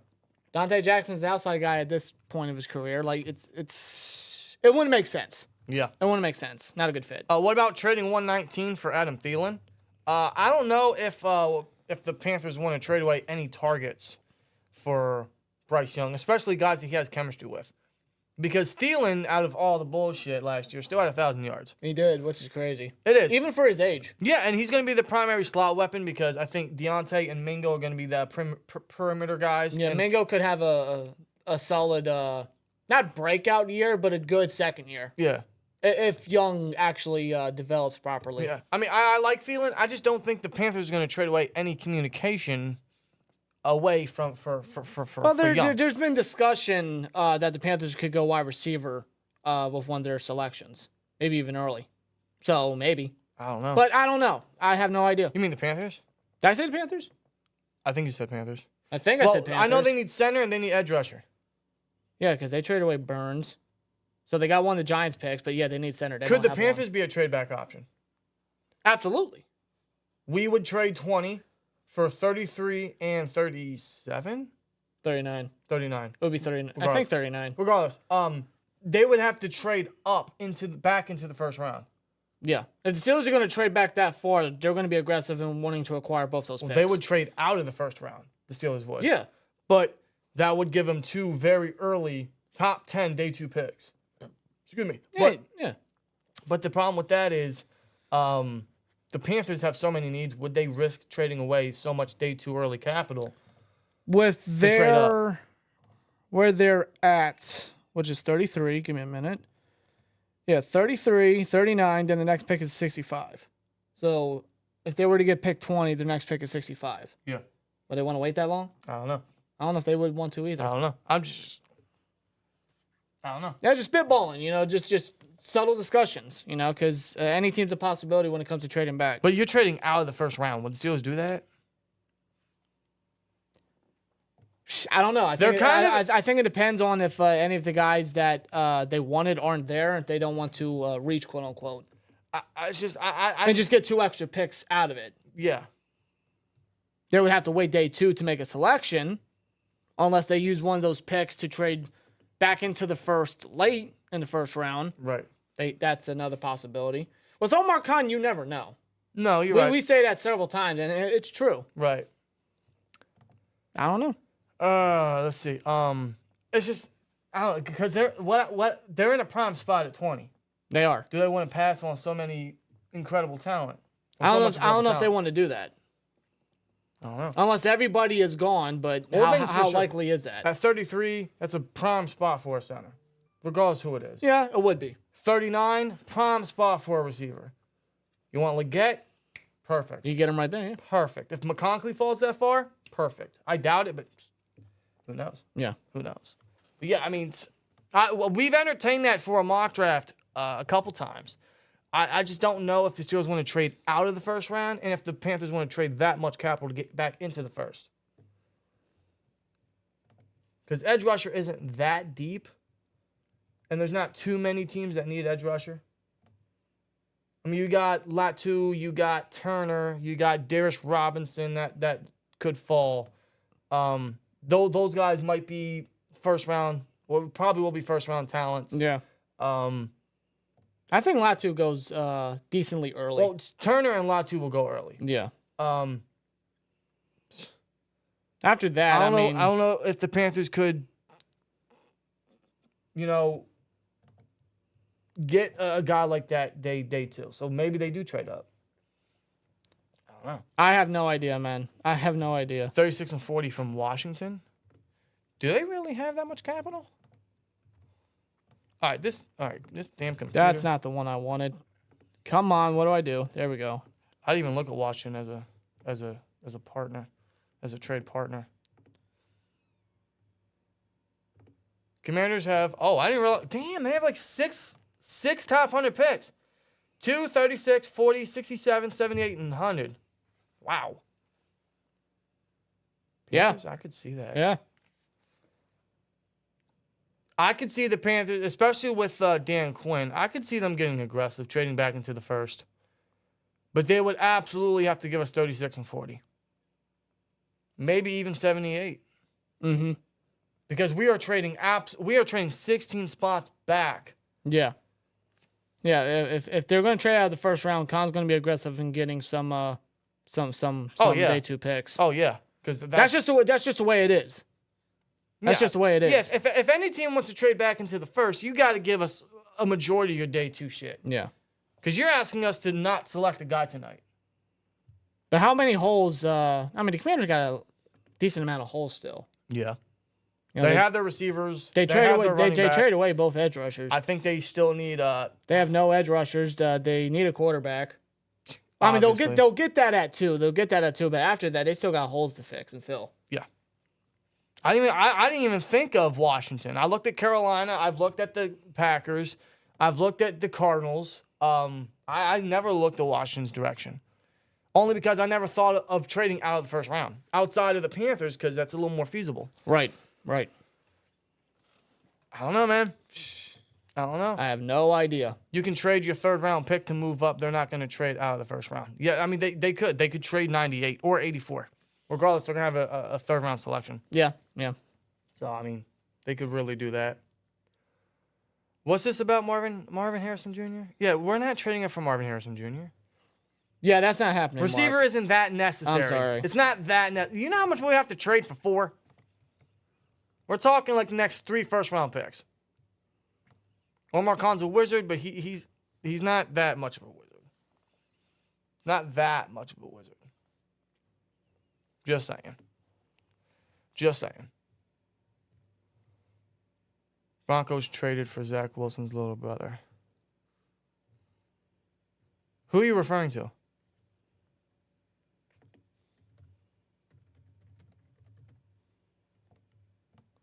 First of all, let me see. What's going on Twitter? Anything else? Nothing. So it's just Zach Wilson. Oh, got Matt traded. Ryan retired. Oh, shit. Matt Ryan, yeah, he officially announced his retirement. Oh, good for him. He's a future Hall of Famer. He's got the resume for it. I wish he had that Super Bowl ring. But no, you had to give Tom Brady the biggest comeback in NFL history. You blame that on Matt Ryan, or you? Well, no, it's not just Matt Ryan. Obviously, like that's an entire team effort. That's Quinn. That's Kyle Shanahan, which he's still not learned from that. Clearly, look at the Super Bowl. But yeah, Matt Ryan, man. Maybe you could argue about Vic, but he's probably the best quarterback in Falcons history. You know, they took him. What was it, number 1 overall? They took him early, yeah. Because Vic had those issues, and he had an incredible career. So yeah, shout out to Matt Ryan on a tremendous NFL career, man. Big time. Rookie of the Year in 2008, MVP with one of the top offenses in recent memory. Yeah, I mean he absolutely lived up to His chemistry with Julio Jones. Even Roddy White in his early career, but especially Julio Jones. It was unmatched. Yeah. It was so good. It was fun to watch. Dude, Devontae Freeman had that nice little stink early. He did. Devontae Freeman, remember Tevin Coleman? Tevin Coleman, yeah. Yeah. Kyle Shanahan's weapons. Yep. And that's what got him the Niners job. But hey, congrats to Matt Ryan on a successful NFL career. Yeah. Yeah, good for him. Who's going to be center game 1 next season? I can't tell you. But it better be Jackson Powers Johnson, Zach Frazier, Cedric Van Pran, or Graham Barton. As long as we draft a center. Needs to be a center. A center early on, I'm all for it. Yep. Like to see Luke McCaffrey as a Steeler. Would love Luke McCaffrey as a Steeler. Big fan of Luke. I can see the Steelers taking him as early as round 4. And I think he's worth it. I think he's built up his name, his play style, his resume for it. Mm-hmm. You know, I think he's worth it. No, I mean he's still a little bit of a project, but yeah, he's a stud. I have no problem taking Luke McCaffrey, man. Playing receiver only 2 years, I think he's already so well advanced. You know, any catch that you need him to make, he'll do it. He can hold on to the ball. He can take the hits. He's a former quarterback turned wide receiver. Right. You know, and that transition has proved very well for him. Yeah. Another guy I like day 3 at receiver, if they want to double dip. I really like Malik Washington. Out of, what's that? Virginia. Yes, Virginia. Now, he played at Northwestern his first 3 or 4 years before transferring to Virginia and then blew up. Just broke out. Yeah. I feel like in any other receiver draft class, you're looking at a round 2 pick. But because it's so stacked, he might fall to late day 2, early day 3. Yeah. I really like Malik Washington. I think he's a stud. He's going to be a steal. Plays a lot bigger than what his size shows. Steelers haven't shown so much interest in him, but they did have a new scout over at his pro day. Okay. And the Steelers have the utmost trust in many scouts because this year they didn't really send the house to multiple pro days like they did prior. Mm-hmm. Like they only sent the house like 4 or 5 pro days, which is the obvious. Yeah, the big schools. Exactly. So they sent their scouts everywhere. So they're trusting all their resources. They're putting a lot of input, a lot of faith in all their guys. Yeah, Omar Khan, offense. to start off the pre-draft press conference, he actually praised everybody for their commitment, their hard work, their dedication. Yeah. You know, Omar Khan just give them a shout out, give them that recognition, which is great to see from the GM. Speaking of a receiver later on, Brandon Rice.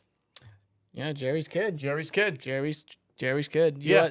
USC receiver, they don't normally select USC players too often, but when they do it, for the most part, it's worked out. Yeah. And Rice, I mean, the bloodlines, you know, he's got that great mindset from his father, that play style. Developmental guy to start off too, of course, you know, a depth guy, but utmost potential. And he's got the size Steelers are looking for. He's got size, and his route running is impressive. See, I would like him as well. Yeah. For sure. Brandon Rice would be a nice late day 2, early day 3 pick if he's there.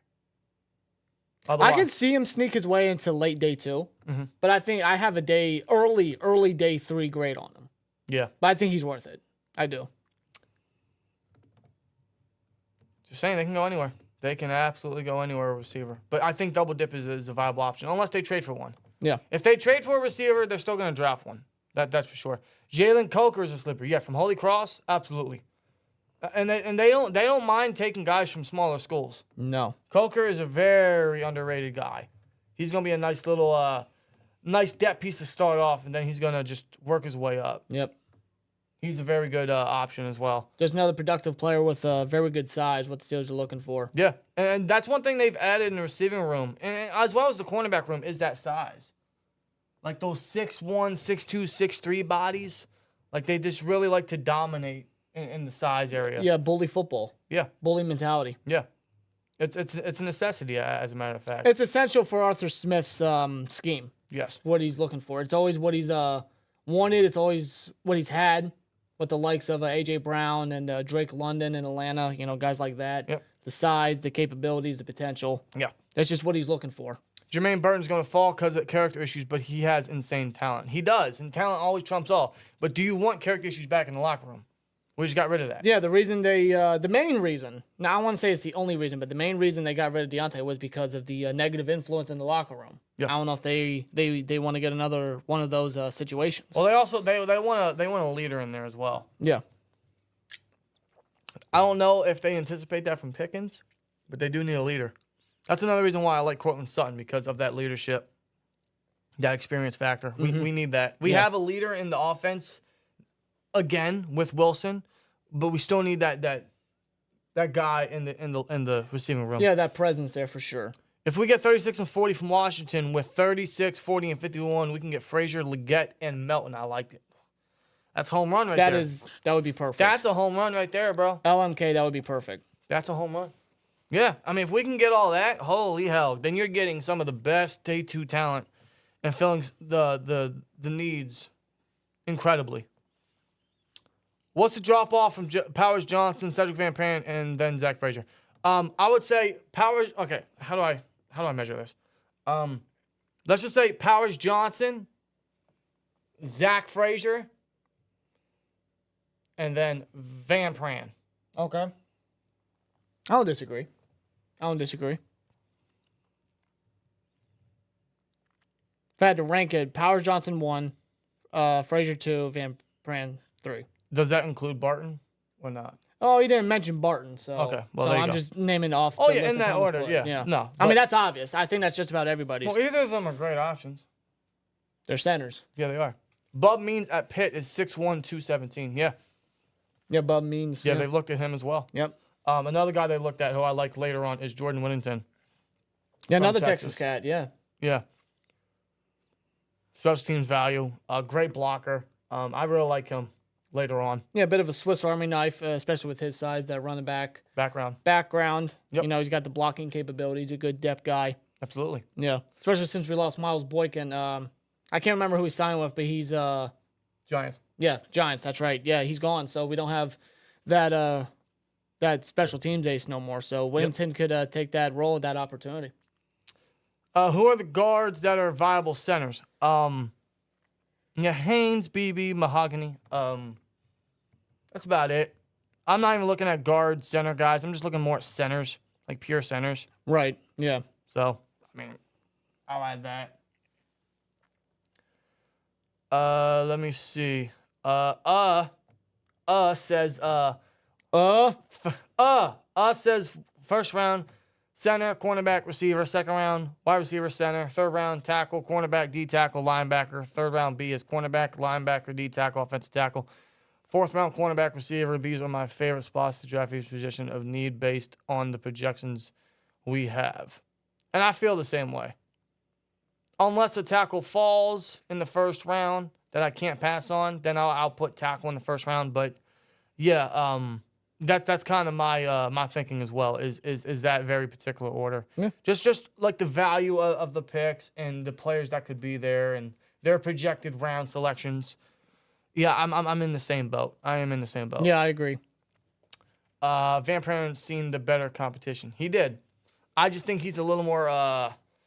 He's a little less strength. He's a little. I don't want to say inconsistent because I don't think he's very inconsistent. I just think like his motor in the ground game is a little less than a Frazier or a Powers Johnson.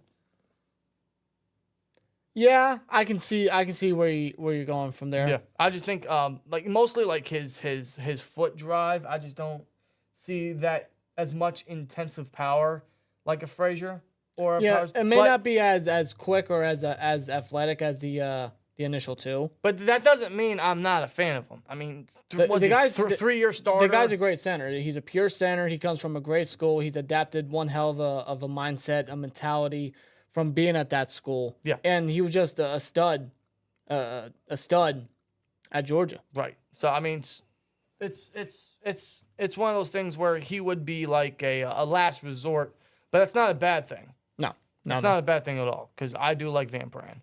In fact, I've thought about mocking him in our mocks a couple times, but I just in the way I'm looking at it is I just want to grab one early and grab the best guy available. Yeah.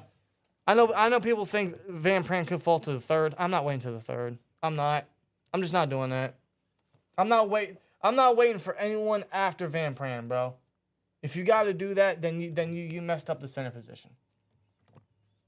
Then you got to hope whoever you select is going to be a stud. I just want a center early. Is there room for a speedy pickup in the draft, or do we stick with Calvin Austin and pick up bigger guys like Xavier Legette, Brendan Rice, etc.? There is absolutely room for speedy pickup in the draft. Absolutely. Never have too much speed. No. Just ask Miami. Yeah. Well, he bases his offense all on speed. Yeah, I know he does. But no, there's always room for speed. It works for his scheme. It works for his style. So. Well, Legette, he's speedy. Very speedy. Pearsall, he's speedy. Corley, he's got some decent speed to him. He's not the fastest, but he's got some speed to him. When he's in space, he turns on the jets. Especially with his style of play and his yak ability. Yeah. Like, he needs that speed. So he's got that. Have you guys looked at Cole Burgess at this small school? He's great routes and hands, quick, not fast. Haven't really looked at Cole Burgess, but the name does ring a bell. I've actually never heard of him, but No, believe it or not. that's surprising. Yeah, I've never heard of him. This is the first time I'm hearing about Cole Burgers. Yeah. Let me get him up here. Where is my keyboard? I have a laptop, so I can do it right here. I need to get a mouse for this thing. Cortland wide receiver Cole Burgess, Division III national champion, University of Cortland. Yeah.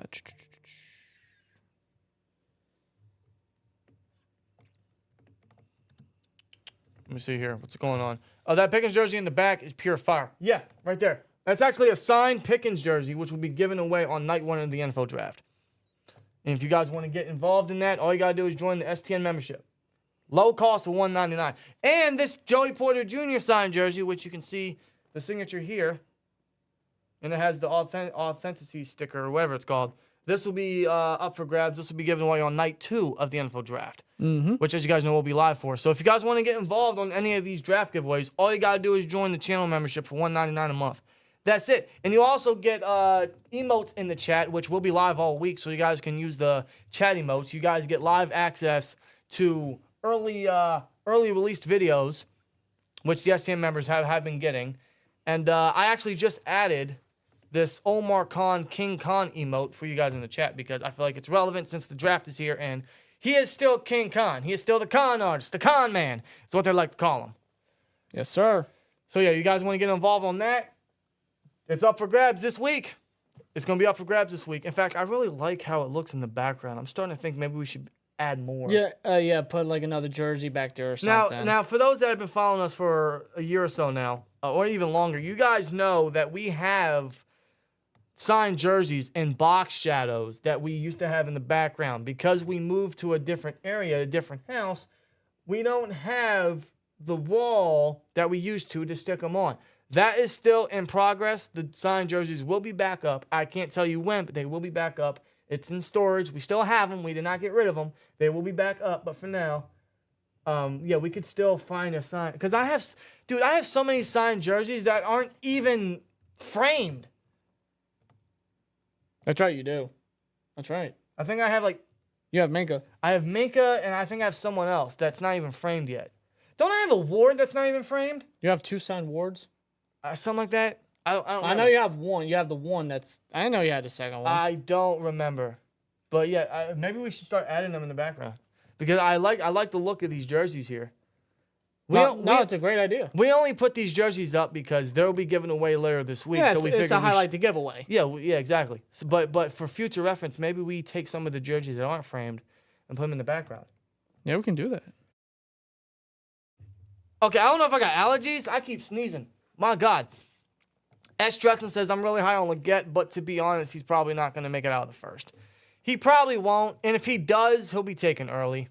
I want him to be there at 51.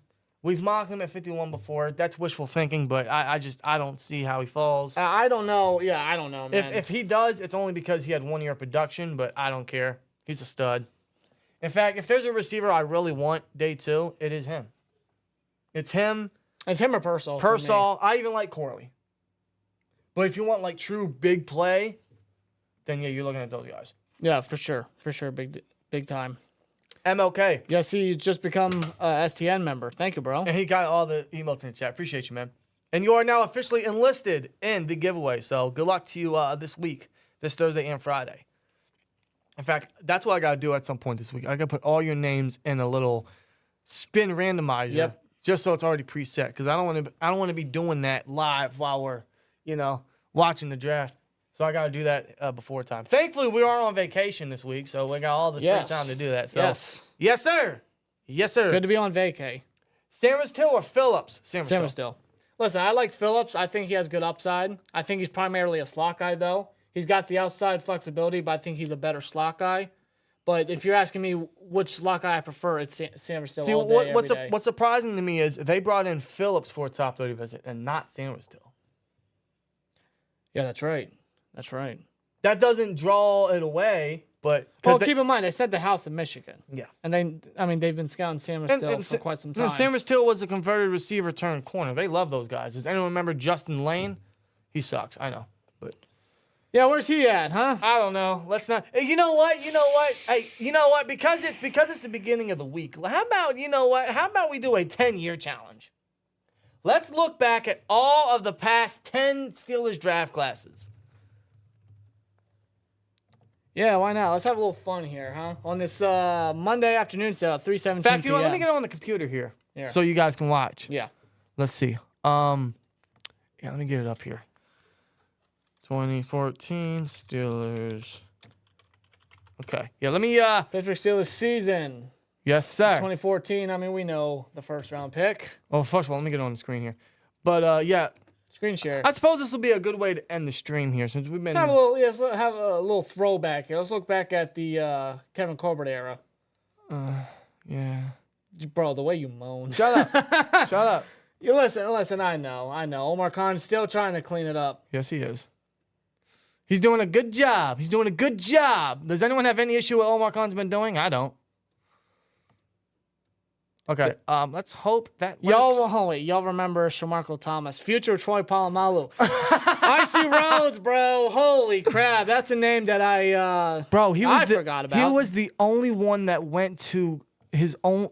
He was the only one that went to Troy's camp, and still sucked, bro. That's a shame. Okay, I remember that old secondary. Let's get this lined up. Here we go. So that's the 24 draft class. Okay, first two picks right off the 2014. bat are phenomenal, bro. Shazier and Tuitt, and we still have yet to replace them. Yes, we do. Dree Archer. Oh God. That's because of the 40, man. That's because of the 40. I know. Martavis Bryant. What could have been? He was a rookie that year, man. Team Rookie of the Year. Look at that. Yeah. Then we had Shaq Richardson. I thought he had some decent potential, but that didn't work out. Wesley Johnson. I don't remember him. Jordan Zumwalt. Depth guy. Practice. Not even practice squad. He was practice squad. What am I saying? Daniel McCullers. He was on the roster for a decent time. Rotational guy. Yeah, Big Dan McCullers. And Rob Blanchflower. He didn't last long. No. 2015. This is not good. Just wait till we go into the next year, bro. Bud Dupree. Stud. Oh, God. Senquez Golson was round 2. He never played. Sammy Coates was a good deep threat till his fingers broke. Yeah, never recovered. Never Got traded to the recovered. Brands and then played in the XFL and still couldn't catch. Doran Grant, what a waste of a 4th-round selection. What the hell, bro? And we gave him Ike's number after he retired. Yeah, what? Jesse James, he caught that ball. L.T. Walton, depth piece. Anthony Chickalo, depth piece. He was terrible, though. Jared Holyman. Yeah, not He good. didn't make the 53. Yeah, not good. Wow. 7th rounder, sure, but still not good. 2016. Oh, my God. Oh, my I told God. you. Oh, I my told you. God. This was worse. Artie Burns, let's move on. Sean Davis, let's move on. Javon Hargrave, we miss you. He's doing great. He's doing great in San Fran. Gerald Hawkins. Didn't work out. Travis Feeney. Didn't make the 53. DeMarcus Ayers, I had hopes for him. I will think admit, just about everybody did. I was an Ayers truther. But he left after his 2nd year, I think. Yeah. And Matakavage, Special teams ace. He was here for 4 years, and he's been with Buffalo since. He's a hell of a special teams guy. but I'm telling you right now, like these, oh God, these sucked, bro. Hargrave is the only standout. 2017, who could, where's it at? Did I pass it? Where'd it go? Where's the draft? Yeah, There it it keeps is. scrolling. Yeah, there it is. 2017, TJ Watt. Yeah. Juju Smith-Schuster. Don't look at his Snapchat. Cameron Sutton. Huh? What? I don't know. Cam Sutton. Let's hope he's doing well. That's a shame where he went. James Conner, one of my favorite picks that year. Great story. Moats announced the pick. I wanted no one but Connor. I was the most excited when we got Connor, man. Steeler for life. I'm glad to see him still have success. Every time I look back at that video of his reaction when he's announced as a Steeler, I mean, that emotion. every time, man, it actually gets me teary-eyed because that's what he wanted. Chills. Josh Dobbs. I was always a Dobbs guy. Man, I love Dobbs. He signed somewhere. Where did he go? Where did he go? Was it San Fran? Did he go to San I think Francisco? you're right. Josh Dobbs. He's been quite the journeyman, but I feel like wherever he's been a decent backup. Went to the Niners. Yeah, I always liked Dobbs, man. And to see what he did last year, I know it was a brief moment, but my man deserved it. Love Dobbs. Brian Allen sucked. Colin Hova, A long snapper bro. in the 6th round. He didn't even make the roster, guys. Remember that? What a waste. and then Keon Adams, who I thought could have been a nice rotational piece, just couldn't stay healthy. Didn't work out. But 2017, man, TJ Watt is the only remaining piece here. And I mean, the 4 picks were very good. No, the for the first 4 picks were very good. yeah, the first 4 years, they were studs. But Watt's the only guy remaining. That's it.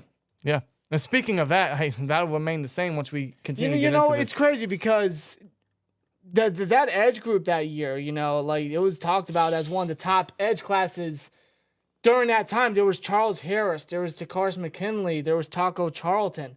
Those 3 individuals were taken before TJ Watt. Thank you, by the way. Wow! Yeah.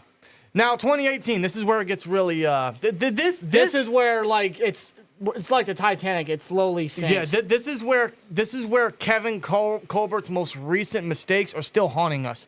We reached on Edmonds. He turned out to be solid, but he never should have been a first He's rounder. still a free agent. I know. Again, second straight year, he's still a free agent after the draft. James Washington. He's not even signed with the team. No, he's not. Mason Rudolph. Love him. Thank him for last year. Of course. Hope he Always finds, will. Always will. Hope he finds success in Tennessee. Chucks, now a Patriot, moving back to left tackle. Solid starter, never a franchise guy. Marcus Allen, TikTok. I actually had a lot of upside.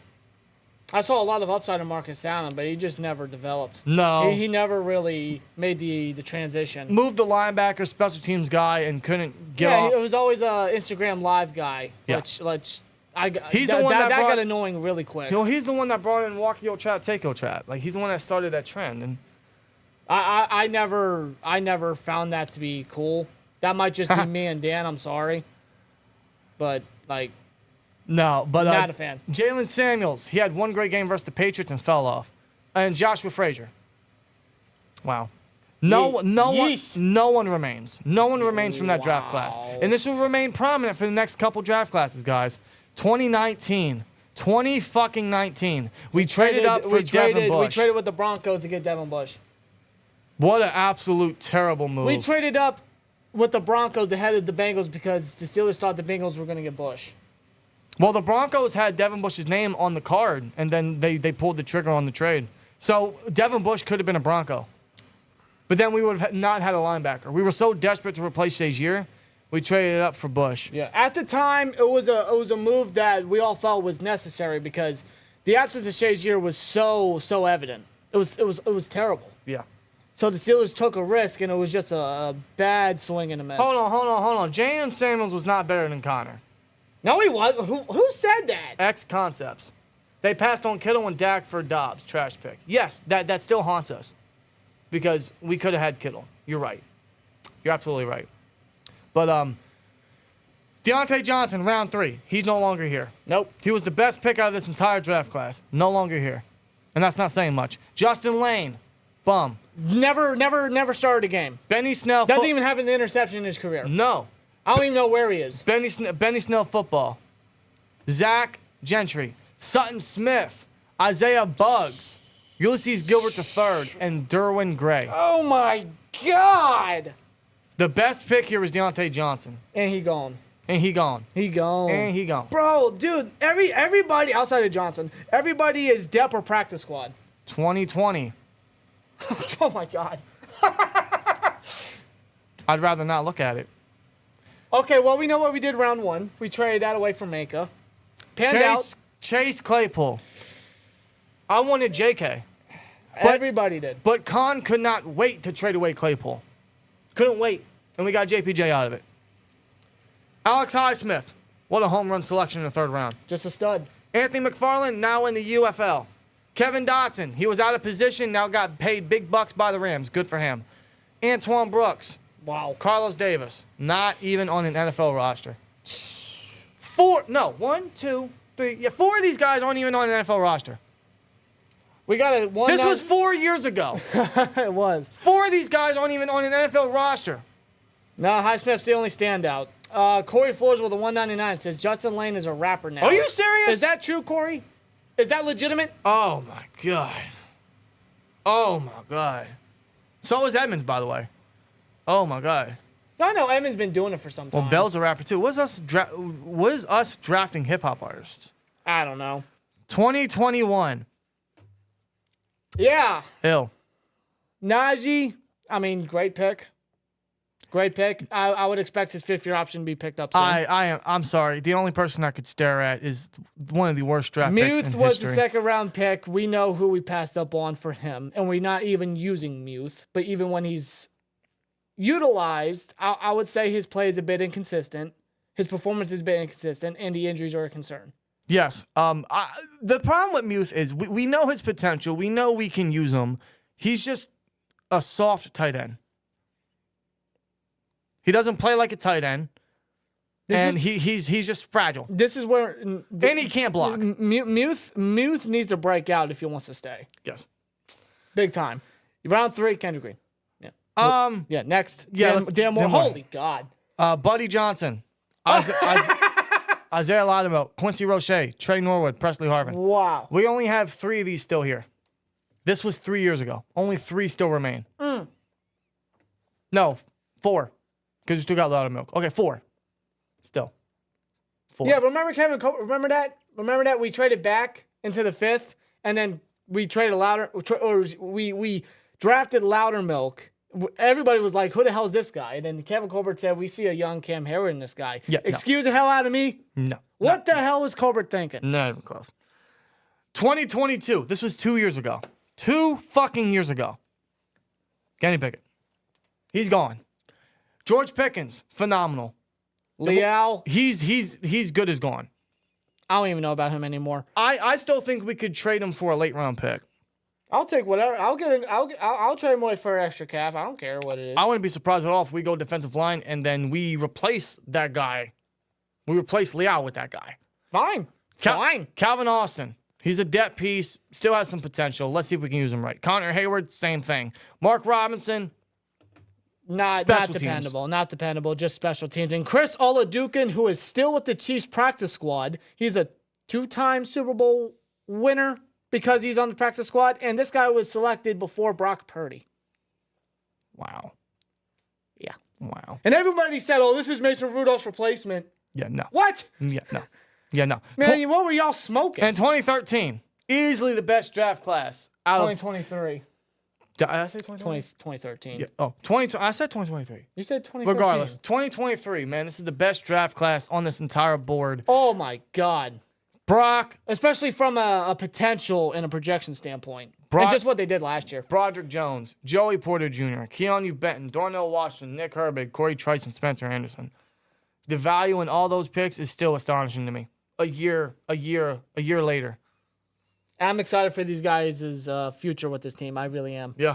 I was when they were first selected, and that lived up in their rookie season. I hope it lives up throughout the remainder of their Steelers career. Now, it'll be very interesting to see this draft class in 2-3 years' time because of course, because you look at 2019, you look at 2020, you look at 2021.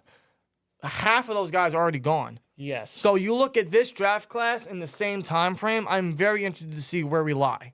But Broderick Jones looks like a franchise tackle. Joey Porter Jr. looks like a franchise lockdown piece. Keanu Benton is a future defensive line core.